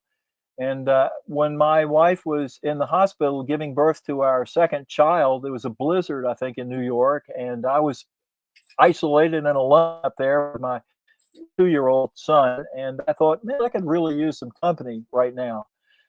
I'd like to call somebody up on the phone and invite him to come over here and, hang out for a while. I thought, you know what, I'm going to call Larry. And Larry, to his credit, came over. Maybe an hour later, he was over at my house, and he brought food, and we had a nice meal together. And I will always, appreciate that. I don't remember what we talked about. I don't think we talked about I have no remorse or anything like that. But anyway, I just I love the people at Marvel. I had a great relationship with so many people there. It's so life is, people die. It's sad to me to think about all of the people that are no longer here that I would have liked to have, read my book. I think that I would not have been able to do the book that I did without the help of many, many people at Marvel who I worked with and who I came in contact with and who taught me things over the years. And many of those people aren't around anymore, but some of them are, and that's very nice. I'm still friends with people today who I met 50 years ago when I came to New York, and it's great, to finally come out with something of my own that I'm proud of to show people. Mm-hmm. And I'm very happy. That's okay. While we're just talking about the birth of your second child, I heard you say that Larry named a G.I. Joe character after your child. Yes, that's right. Well, he called me up not long after Grayson was born, and he said, what's your son's name? And I said, it's James Grayson Parker. And he said, would it be all right with you if I named one of the G.I. Joe characters after him? And I said, sure, I think that would be great. And I've always wanted to see if it's a plastic toy in a cellophane wrapper, or if anybody knows about this James Grayson Parker character, I would love to know where I can get a copy. My son would love it too. He collects stuff, and I'm sure he would like to have a copy of that too. So I don't know if maybe somebody watching this can let me know about that.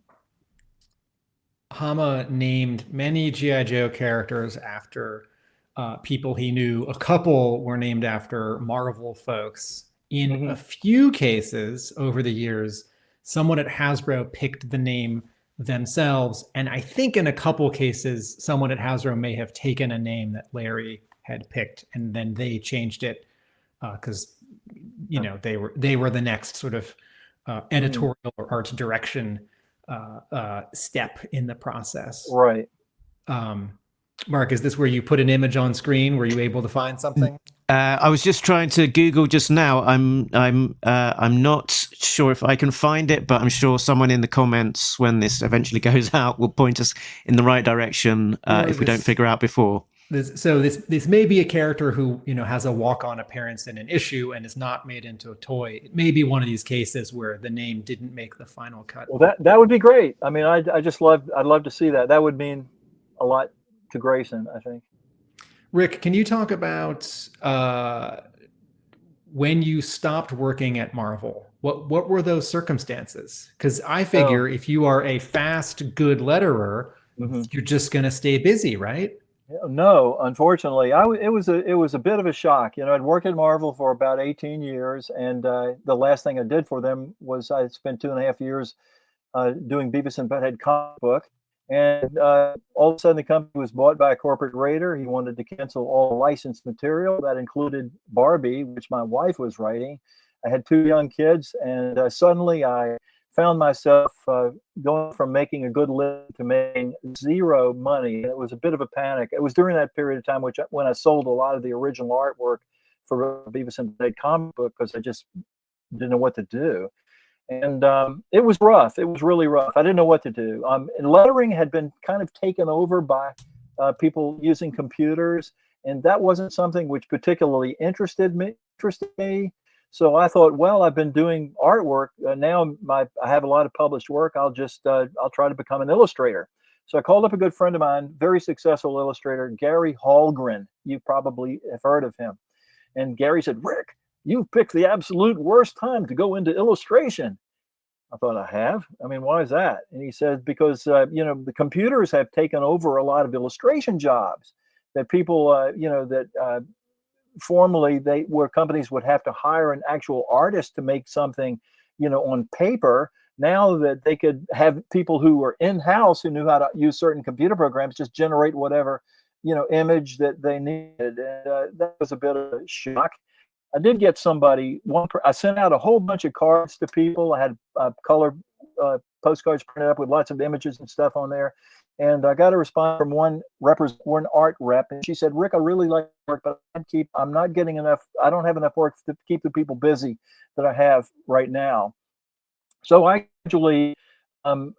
gradually became interested in teaching, and I thought I was going to become like a high school teacher or something like that. So I have a master's degree, so I didn't really have to do too much other than get certified. But the job that I was offered eventually was in another town that was about an hour drive or something away from where I was living. So I didn't want to do that. And plus, I didn't really think that I could get along with the administration. I'm not good at doing what other people want me to do. I don't like people telling me what to do. Except when I was a cab driver, people told you, we go to 38th and Madison. I would do that. But sometimes I said, I don't know how to get there. You're going to have to show me. That was in the first week or so. I had to ask a lot of people. I was probably driving a cab for a couple of days, maybe a week before I knew how to get to someplace by myself. But I was asked to come talk to my son was in kindergarten at the time, and they said we like for people that are doing unusual things to come and talk to our students about their work. So I went and talked to the 5-year-old kids about comics and cartooning, and I discovered I had an inner person that I did not know I was part of me. That was part carnival barker, part evangelist preacher, and his religion was art. And he loved talking about that. And so they asked me, "Wow, you were really good, Rick. Would you consider working in the after-school program?" And so I wound up for 10 years. I worked in the after-school program at New Jersey, going around to schools and teaching cartooning for an hour to a class with 20 or 30 people in it. And I loved it. And I became a much better cartoonist and a much better artist as a result of doing that, which was a surprise. Because, if you have to explain something to somebody, you have to think about it in a way that you never thought about it before. And I realized that I have relied wholly on whatever innate talent that I have, plus my intuition. I think I've got good artistic intuition. I'm a creative person and I could draw, but there's a lot more to know than that. There are reasons why some things work and some things don't work. And anyway, I love teaching, and private students. I started taking private students in my home, and some of those people became they were incredibly gifted kids who have gone on that are going to have brilliant careers in the arts. And it was a great experience. I loved it. I love teaching. Go for it.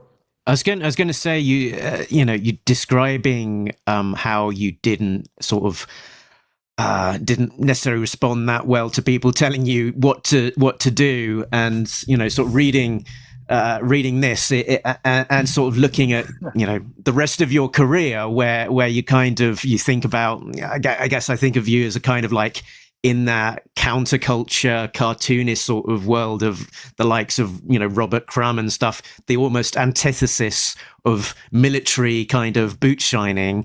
How do you think those two things come to converge and work? Work.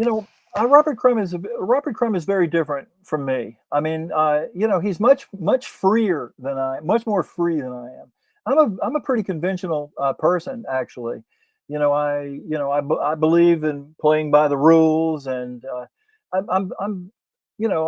did what they told me when I was in the Army. I mean, I didn't have any problem. I was going to get through that best I can, and I thought it would be better not to try to buck the system.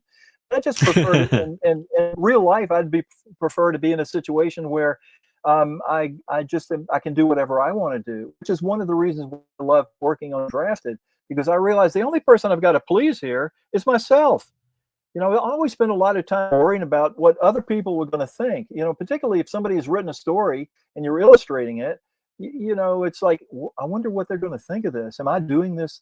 Is this what they wanted? Or, I spend a lot of time worrying about what other people think, but it wasn't a problem that I had with this book. I just tried to, please myself and hope for the best. Okay. Before we get to Drafted, well.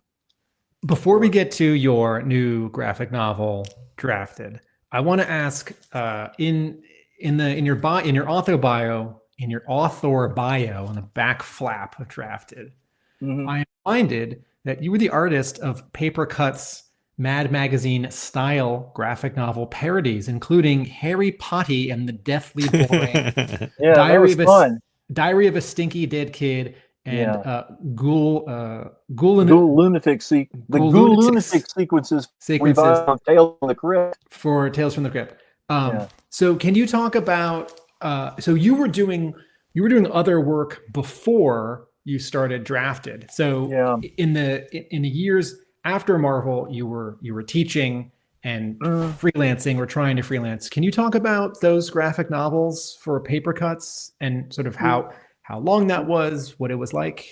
Yeah, I also like to tell you that in 2004, which was a number of years after I stopped working for Marvel in '96, and in 2004, which was 8 years later, Dwayne McDuffie and Matt Wayne contacted me, and they had a book that they had written called The Road to Hell, and they were hoping to get this book made into a movie, and they wanted a comic book graphic novel made of it, and so that was really the first graphic novel that I ever did, and it was never published, but it was 168 pages. It took me about a year and a half of my time, and I think I made about $3,000, working on that. But it's I never I think that to be realistic, I think artists need to think about the amount of time that they're spending on something. But I've always liked to I don't like to rush something. I want to take my time to do a good job on it.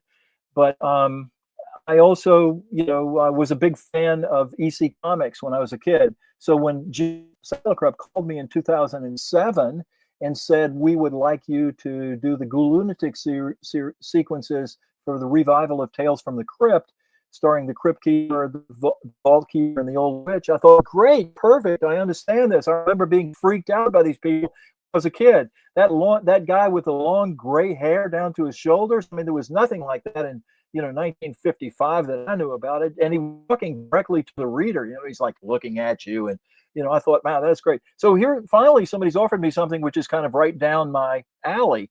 Plus, I was a huge fan of horror comics when I was a kid. I went to see every horror movie that came to my town, Savannah, Georgia, from 1952 till about 1962. So I saw all these things. Anyway, it was great. I kind of got back into comics through those parody books that Jim and Stefan wrote, and that was a lot of fun, and I learned a lot, from that experience. How many these were graphic novels, and you did Yes. several of them, and you drew them? I did like 7 of them actually, and we did Harry 7. Potty and the Deathly Boring.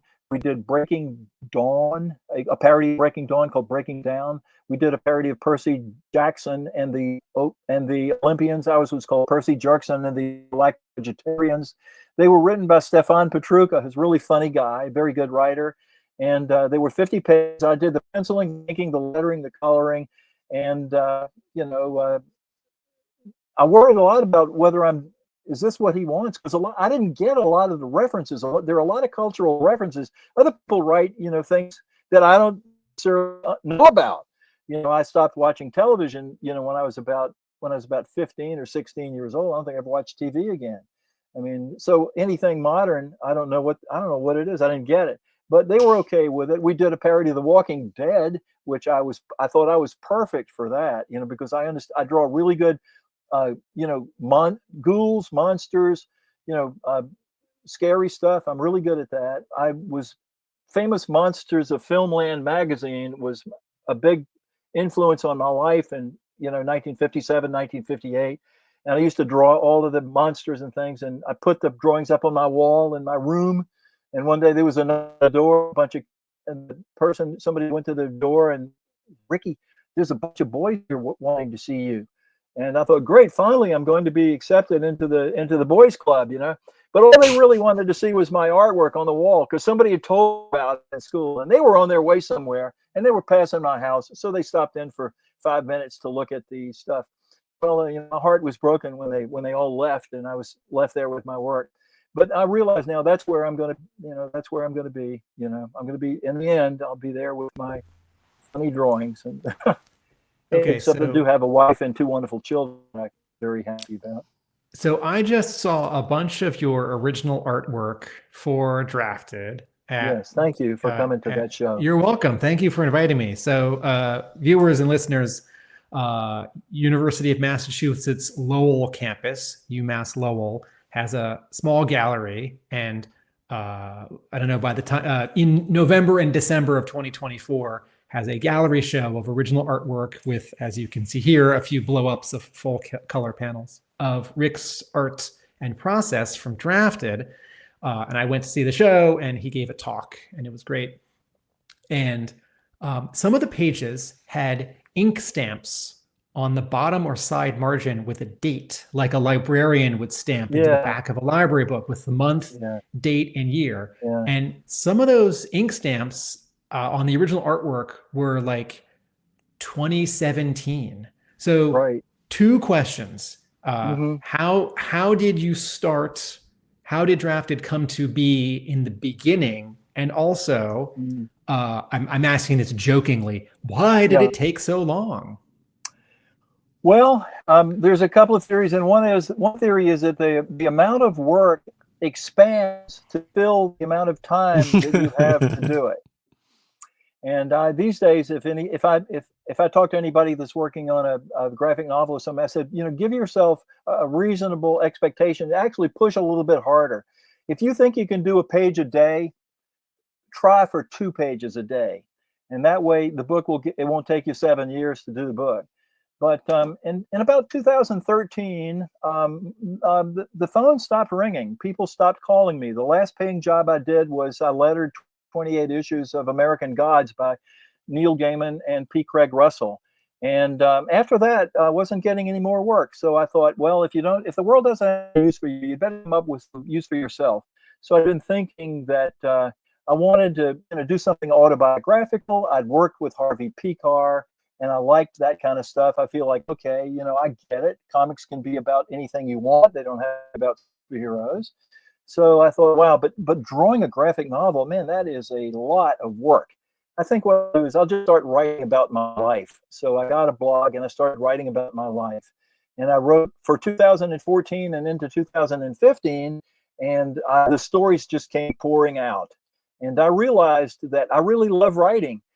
I was feeling things that I'd never felt before when I was just drawing. And occasionally, you'll do a drawing of something funny and it will make you laugh out loud. That probably happened to me once in 70 years, maybe twice. But when I started writing about my life and the people in my life and the people that I'd known, all of a sudden, I'm starting to, get a lump in my throat.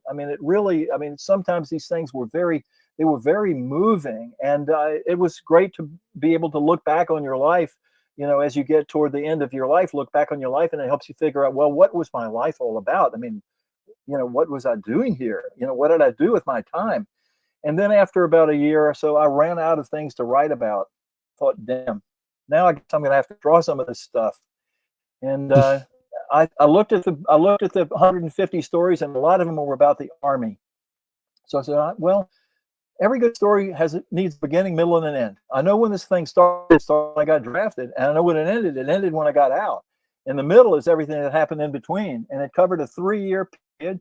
So I thought, I'm going to do a story about that. There were so many things that happened when I was in the Army that I remember thinking as a 20-year-old, wow, this is unbelievable. I'm going to have to tell somebody about this one day. I'm going to have to write a book about it. Little did I know it was going to take me 50 years and become be a big comic book. But many of the things that happened in this book were stories that I told to my parents, I told to my friends, I told to different people over the years. And, I've told some of these stories so many times that they were so ingrained in my subconscious mind that it seemed natural. Now it's time to tell everybody else about them. And after I started, I realized this isn't just my story. This is a story of about 250,000 other guys like me who got, yanked up out of whatever life they had and put into this Army. And we all kind of went through certain things together. And those guys, many of whom aren't here anymore, but their stories, deserve to be told. Fortunately, and very happily, I discovered there are a handful of people that I still am in contact with who went through this with me, and they got the book, and some of them are in the book. And so it was really great, to be able to show them the book.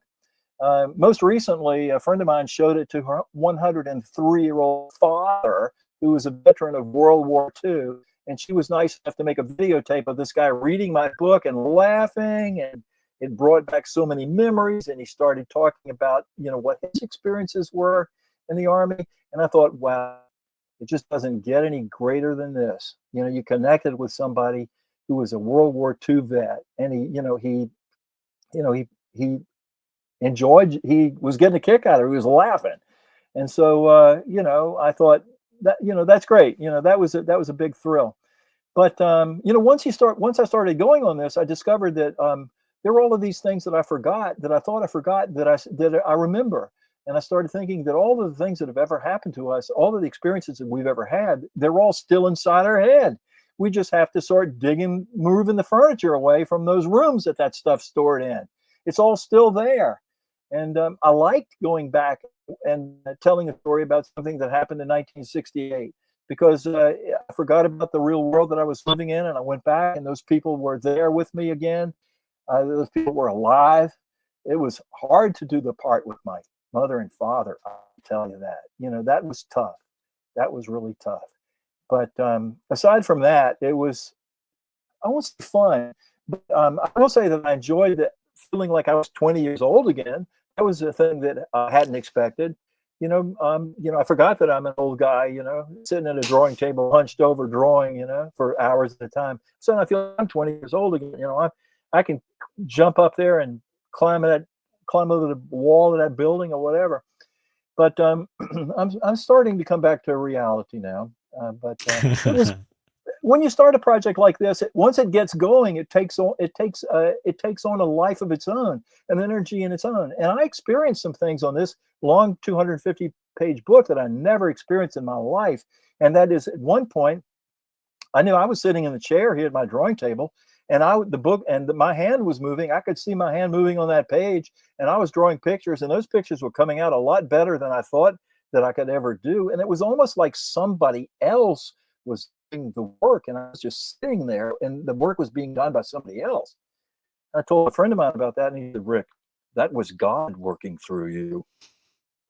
But I don't know whether it was God working through me or not. But you just, you get in the groove or something.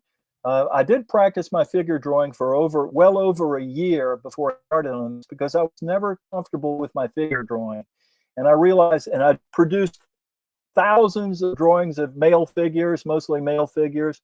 This book's 99% men and boys and men in uniforms.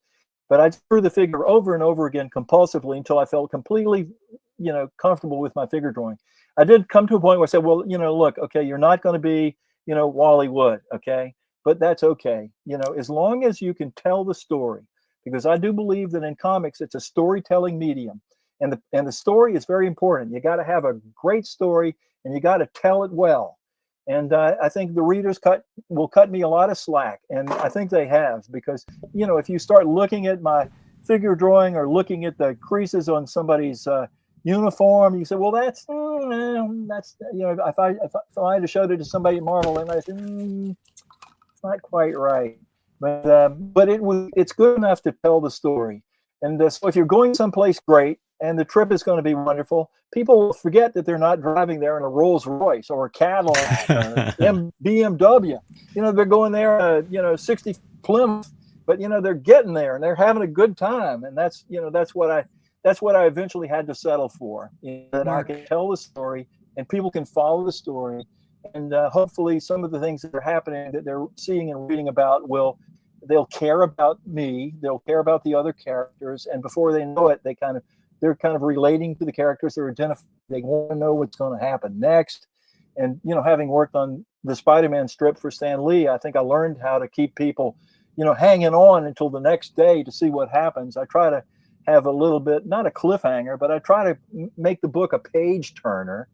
And there's got to be a little reward there at the end. And I'd like to think that I learned a lot about what I'm doing, and if I am lucky enough to live long enough to finish the next book, that it'll be even better. It'll be different anyway. Mark, can you put up that image that I sent you of faces in profile? Do you have that? Okay. Rick, this is a photo I took from your gallery show at UMass Okay. Lowell. If it looks a little bit hazy, it's because there's a piece of No, plexiglass in no, front that's of it. great. That's great. And what I see are a bunch of male heads in profile. It's all the same head stamped over and over and over and over and printed in very light blue onto your Bristol. And then you have inked slightly different faces, noses, chins, mouths, and hair and hats onto some of these. Can you talk about your process drawing this book? Because we have previously established that you draw with ink and also you letter by hand. And yet, for this book, there is something of a mix. Well, I'd say about only about a half a dozen pages in this book are actually all the artwork is on one page. There are many other pages in which some of the figures were drawn on separate pieces of paper and scanned. What I was trying to do here was I just drew this. I drew one head, and then I thought, if I ink this head, how much variation can I get? Can I make it look like? Can I make one head eventually look like different people? And also, I can see that I was trying to figure out how to draw the baseball hat on the head of the person. I haven't drawn a lot of baseball hats, or there's one of a enlisted man's dress uniform hat. You know, how does that actually work? You know, how does the bill look? You know, these are. You know, it's all you know. It's to a certain extent. These are kind of like I'm experimenting here to try to understand how things work. Because while it's nice to have certain things happen by accident nicely, you have to, when you're doing a big book like this, I think you have to kind of know what you're doing. You can't. You can't rely upon happenstance or luck or something to show that something winds up being done correctly or good or looks good. You have to kind of know what you're doing. I have to say I'm a very good ear artist. I've drawn so many ears, and some people, when I was teaching, people say, I don't like to draw hands. I don't like to draw ears. Well, if you're one of those people, what you've got to do is you got to draw ears over and over again. You got to draw hands over and over again until you're comfortable with it, and it's never going to be perfect. I think perfection is something, it's maybe you want to do the best you can, but if you got to be sometimes you have to settle for something that's good enough. And as I said, I think that comics is words and pictures, and if the story is good and people are hooked on it, then they will cut you a little bit of slack. But it was fun. I love drawing faces and I love drawing heads. So I didn't count the number of people in this drafted book, but I'm sure there are a few thousand really if you get right down to it. But I'm one of the characters, and I've drawn myself so many times. I'm very comfortable drawing myself. There's not a lot of guesswork. There's not a lot of wonder. I wonder what this is going to look like when I finish it. I pretty much know more or less what I can do, and I try to play to my own strengths to a certain extent. I knew that in drawing a book about the military, you were going to have to make Russ Heath was a great military artist, and one of the reasons people liked it is because his tanks look like tanks and his guns look like guns, and the uniforms weren't bullshit. That's really the way the web belt looks, or the canteen isn't like somebody's half-assed idea of a canteen. So I had to make sure that the military details were the jeeps and some of the buildings. I didn't use a lot of reference on some of the buildings because they were made pretty much by hand out of pieces of wood and shingles. It was pretty easy to come up with how the buildings look, but a lot of it was just things that I was good at, and I've always thought I could draw characters' faces and stuff like that. What I get a sense of, sort of particularly following your Facebook page and you sort of sharing the in progress the Artiste pages is I guess the getting down the idea of the story and the stories behind it is probably the key thing here, and then sort of figuring out the exact nitty gritty of the final composition is sort of the thing that you can worry about that in the future. And I wonder about as well, to the extent that you find it useful just to have some of the process just marinating, that you're not instantly going with the final page and then putting it away, that it lives as a work in progress for a little while? Well, I've learned that it's not good when you have to have somebody else approve your work. It's not good to put in 8 hours on a page, and do the final version. The page might not even wind up being in there, so that's going to be thrown out. But I do think I'm going to show this to the editor, and I want to show him the story, and I want him to be able to read the story. I want him to understand what I think the dialogue is. I want him to see what is happening in the scene. And it's okay that the guy down here in panel 4 is just kind of a very rough fit, but he can see that there's somebody sitting at a drawing table and there's somebody else talking to him. And that person that's talking to him doesn't look anything like Larry Hama, but in the final version, that'll be Larry Hama. But before it becomes Larry Hama, the editor is going to have to say, okay, that's good, that we want that in the book. That story, I think it takes up a couple of pages, 2 or 3 pages. That'll be in the book. So plus it's nice for me just to go ahead and get this whole thing down on paper. And I want to make sure that I'm including everything that I need to include, that I haven't left things out, that I have enough, a variety of, I want to make sure that there's certain people that you cannot do a book about Marvel Comics and not have certain people in there.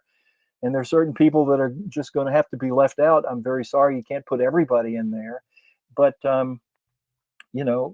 this is a form, this is sort of, it's in the shape now where I can still make changes on it without having spent too much time on it. But this is fun, and this is fun.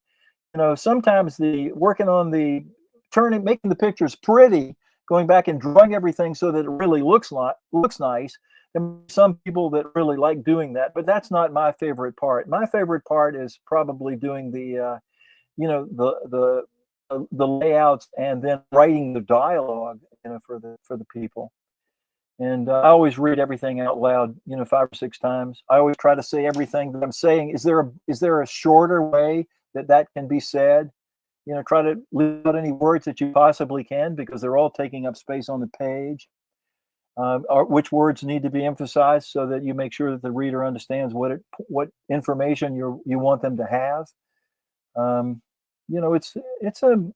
love this stuff. What can I tell you? It's fun. A random question for you is that in the book you use a nice little sort of aspect of using shoes and boots as your sort of chapter breaks, and I notice you've got a giant boot over your shoulder. Yeah. You spent a lot of time polishing boots in the army. Yeah. And even Bill Clinton, I think it was, had one of your boots in his hands. So that's right. What's the appeal of a shoe or a boot to you?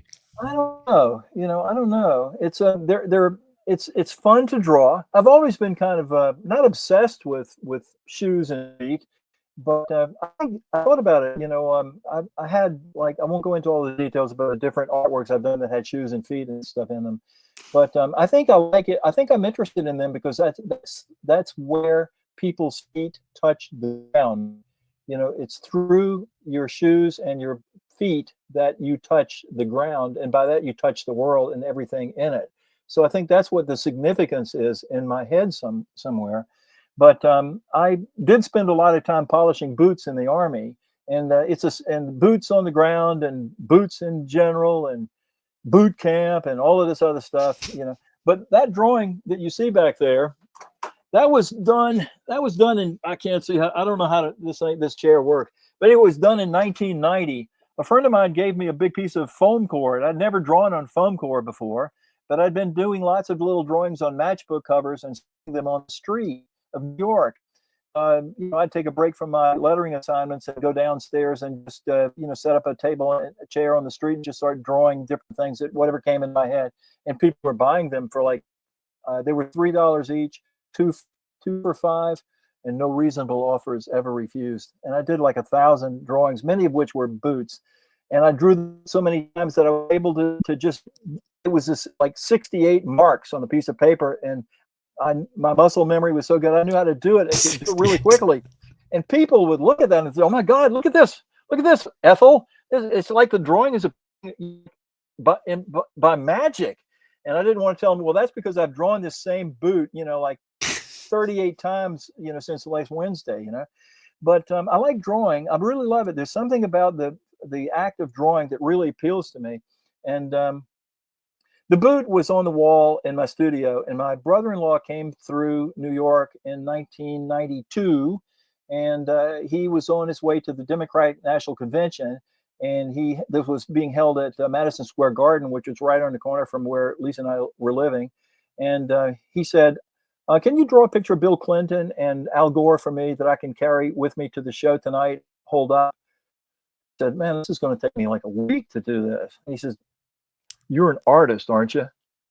I thought, oh, God, I'm going to be marrying this guy's sister. I know if I don't do what he says, I'm going to be hearing about this for the rest of my life. So I drew a quick picture of Bill Clinton and Al Gore arm in arm, and it said "excellent" above their heads. And then he's leaving. He sees this boot back there, and he says, "Can you write Boot Bush and draw that boot on the back of this page and write Boot Bush on there?" And I said, "Hell yeah!" I mean, I did that. It took me about 10 minutes to do that drawing, and he left there a happy man. Then that night, my mother-in-law called me up and said, Rick, we were watching television and we saw Bill Clinton walking around holding your sign. And, that was kind of fun. Oh, you have that. Oh, that's great. And yeah, it was fun to see that because I was one of those people my mother never liked my work, guys.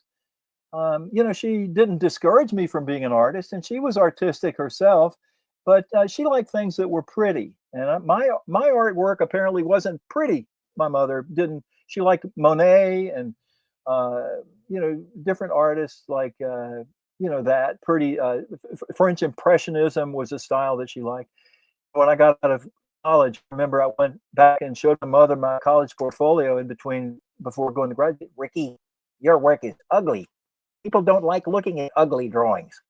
So I thought, well, okay, that hurt, mother, that hurt. But if I'm going to be an artist that does ugly drawings, I'm going to be the best ugly artist I can. Anyway, that drawing of the boot would fall into the ugly art category. But my mother saw that, and Bill Clinton approved, and I felt finally I'm validated. The guy that's going to be president of the United States is smiling and laughing, and he likes my work. And it came out as on the page of Savannah Morning News, and as I walked out to get the newspaper to bring back to my mother and father, I saw as I got closer and closer to the machine, how they put it up next to the glass door.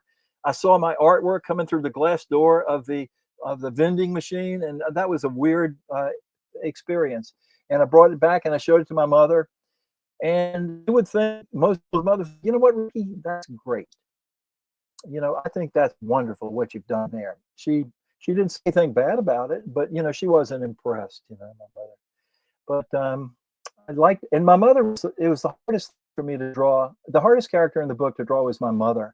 It was really hard. I finally decided this kind of feels like my mother. The drawing of my mother in the book doesn't look that much like my mother, but it sort of felt like my mother. And a lot of things that I do, if it feels right, that's good enough for me. I don't insist on, mirror accuracy. But it was fun, having your work on, national television and, in magazines and newspapers and all that kind of stuff. That was nice. It bolstered my confidence, I think I have one wrap-up question, and then I'm going to pass the mic back to Mark. So, Rick, to sort of circle back round to where we ended to where we started and what's next. I'll just point out that the back cover of Drafted is your font as a computer lettering, but it definitely looks like your letters. Yes. But the whole book is, and Mark, you could just go to any page you already have, or this one that I'm holding up. The book itself is all hand lettered. The follow-up that you are writing and drawing now, the Artiste, will be lettered with computer using your font? Well, I'm lettering with with a computer using my font right now. Well, and I'm not ruling out the possibility that I'm going to go back and re-letter the entire thing by hand. If it's a lot of work, but I passed the point a long time ago where I worried about how much work something was or how long it was taking to do it. Artists work for years and years, and they never make any money at all. Most artists are probably trying to, most of the artists have to work as waiters or cab drivers or truck drivers or something else. So, we got used to the fact that, we're not making the most efficient use of our time. But I'm going to hand letter it if I can. My eyesight isn't as good as it used to be. My hand, I'm not used to, haven't done that much lettering in a while now. So it'll be interesting. But if I can hand letter it, I would. And I've noticed that all of the really good artists use. There are plenty of really good artists that use their own font, but there are lots of other people who do everything by hand. Dan Clowes does his work by hand. I'm sure that Chris Ware does his stuff by hand, and many others. But I prefer hand lettering. Like you, Tim, I prefer looking at something that's got some soul. It's got some humanity. It's got imperfections. It's unpredictable. It's easy to read. That said, a couple years ago, when I found on a website that you had made or someone had made for you a digital font of your handwriting, I smiled because it was in some ways the best of both worlds, because publishers aren't really hiring letterers now to letter by hand. A writer artist making their own book is an exception. And I thought, oh, there's Rick Parker's handwriting, but in that very clean, crisp, modern, uniform, neat and tidy format that we've gotten so used to. Well, Nate Picos has a company called Blambot, and he took some lettering samples that I did, and he produced a really great font for me, and I'm very grateful to him for that. And it's really easy to do lettering that way. I mean, doing it by hand is another layer of difficulty. It's time consuming, it's messy, it's painful, I mean, it hurts. Your hands hurt sometimes as a result of, holding a pen in your hand for hours and hours, day after day for weeks or months or years or whatever. But, it's all part of, you got to, the old expression, you got to suffer for your art. I mean, I think that's true. I mean, now a lot of people have suffered for my art, but now I'm starting to suffer for my art a little bit myself. But I love doing the hand lettering. I enjoy it, but I want to get the story written and laid out and paced perfectly. And then, when it's all done and I've gotten the green light, they're not going to say, oh, by the way, Rick, do not go and hand letter this, but I'm going to try, and maybe I can do it. Mark, would you like to wrap this up? I sure will. I will have one final question, which is just a bit of a random one, and then I'll wrap up properly. I love random questions. I have random answers. I saw a quote from Larry Hama in reply to a post that you had made, which I just wondered if you could explain, because I don't have the context behind it. If you're able to, he said, "And doors without numbers slammed shut." Oh yeah, right. Yeah, one of the fun things, and I included a lot of these in my upcoming graphic novel, The Artiste, is that when you letter 30,000 pages at Marvel, you're going to make some mistakes, and some of those mistakes are going to creep through and get printed into the books. Well, that happened to me about a half a dozen times, and one of them was a book that I think either Larry edited it or Larry lettered it, edited it, or he wrote it, and the last panel of the last page showed a corridor like you were in a hotel room, looking down the hallway, and there were doors on each side of the room, and the caption was supposed to say, "And doors without number slammed shut." I wrote, "And doors without numbers slammed shut." So Larry actually thought that was funny. He didn't call me under the carpet. He didn't ask me if I had any remorse, but I guess he just thought he just shrugged his shoulders and thought it funny. So it's another story. And that one, I've got a copy. Somebody sent me that. I got a copy of that around here somewhere.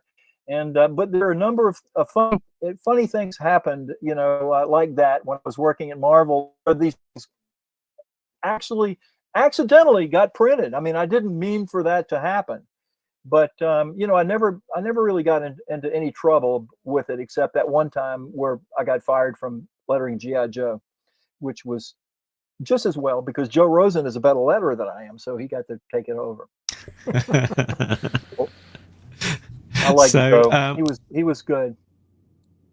So I think listen, that it's been great talking to you guys. Really, I've had a great time. Thank you. It's been a blast. All the Talking Joe listeners, watchers, drafted, available now in all good bookshops, probably in some not so good bookshops too. Who knows?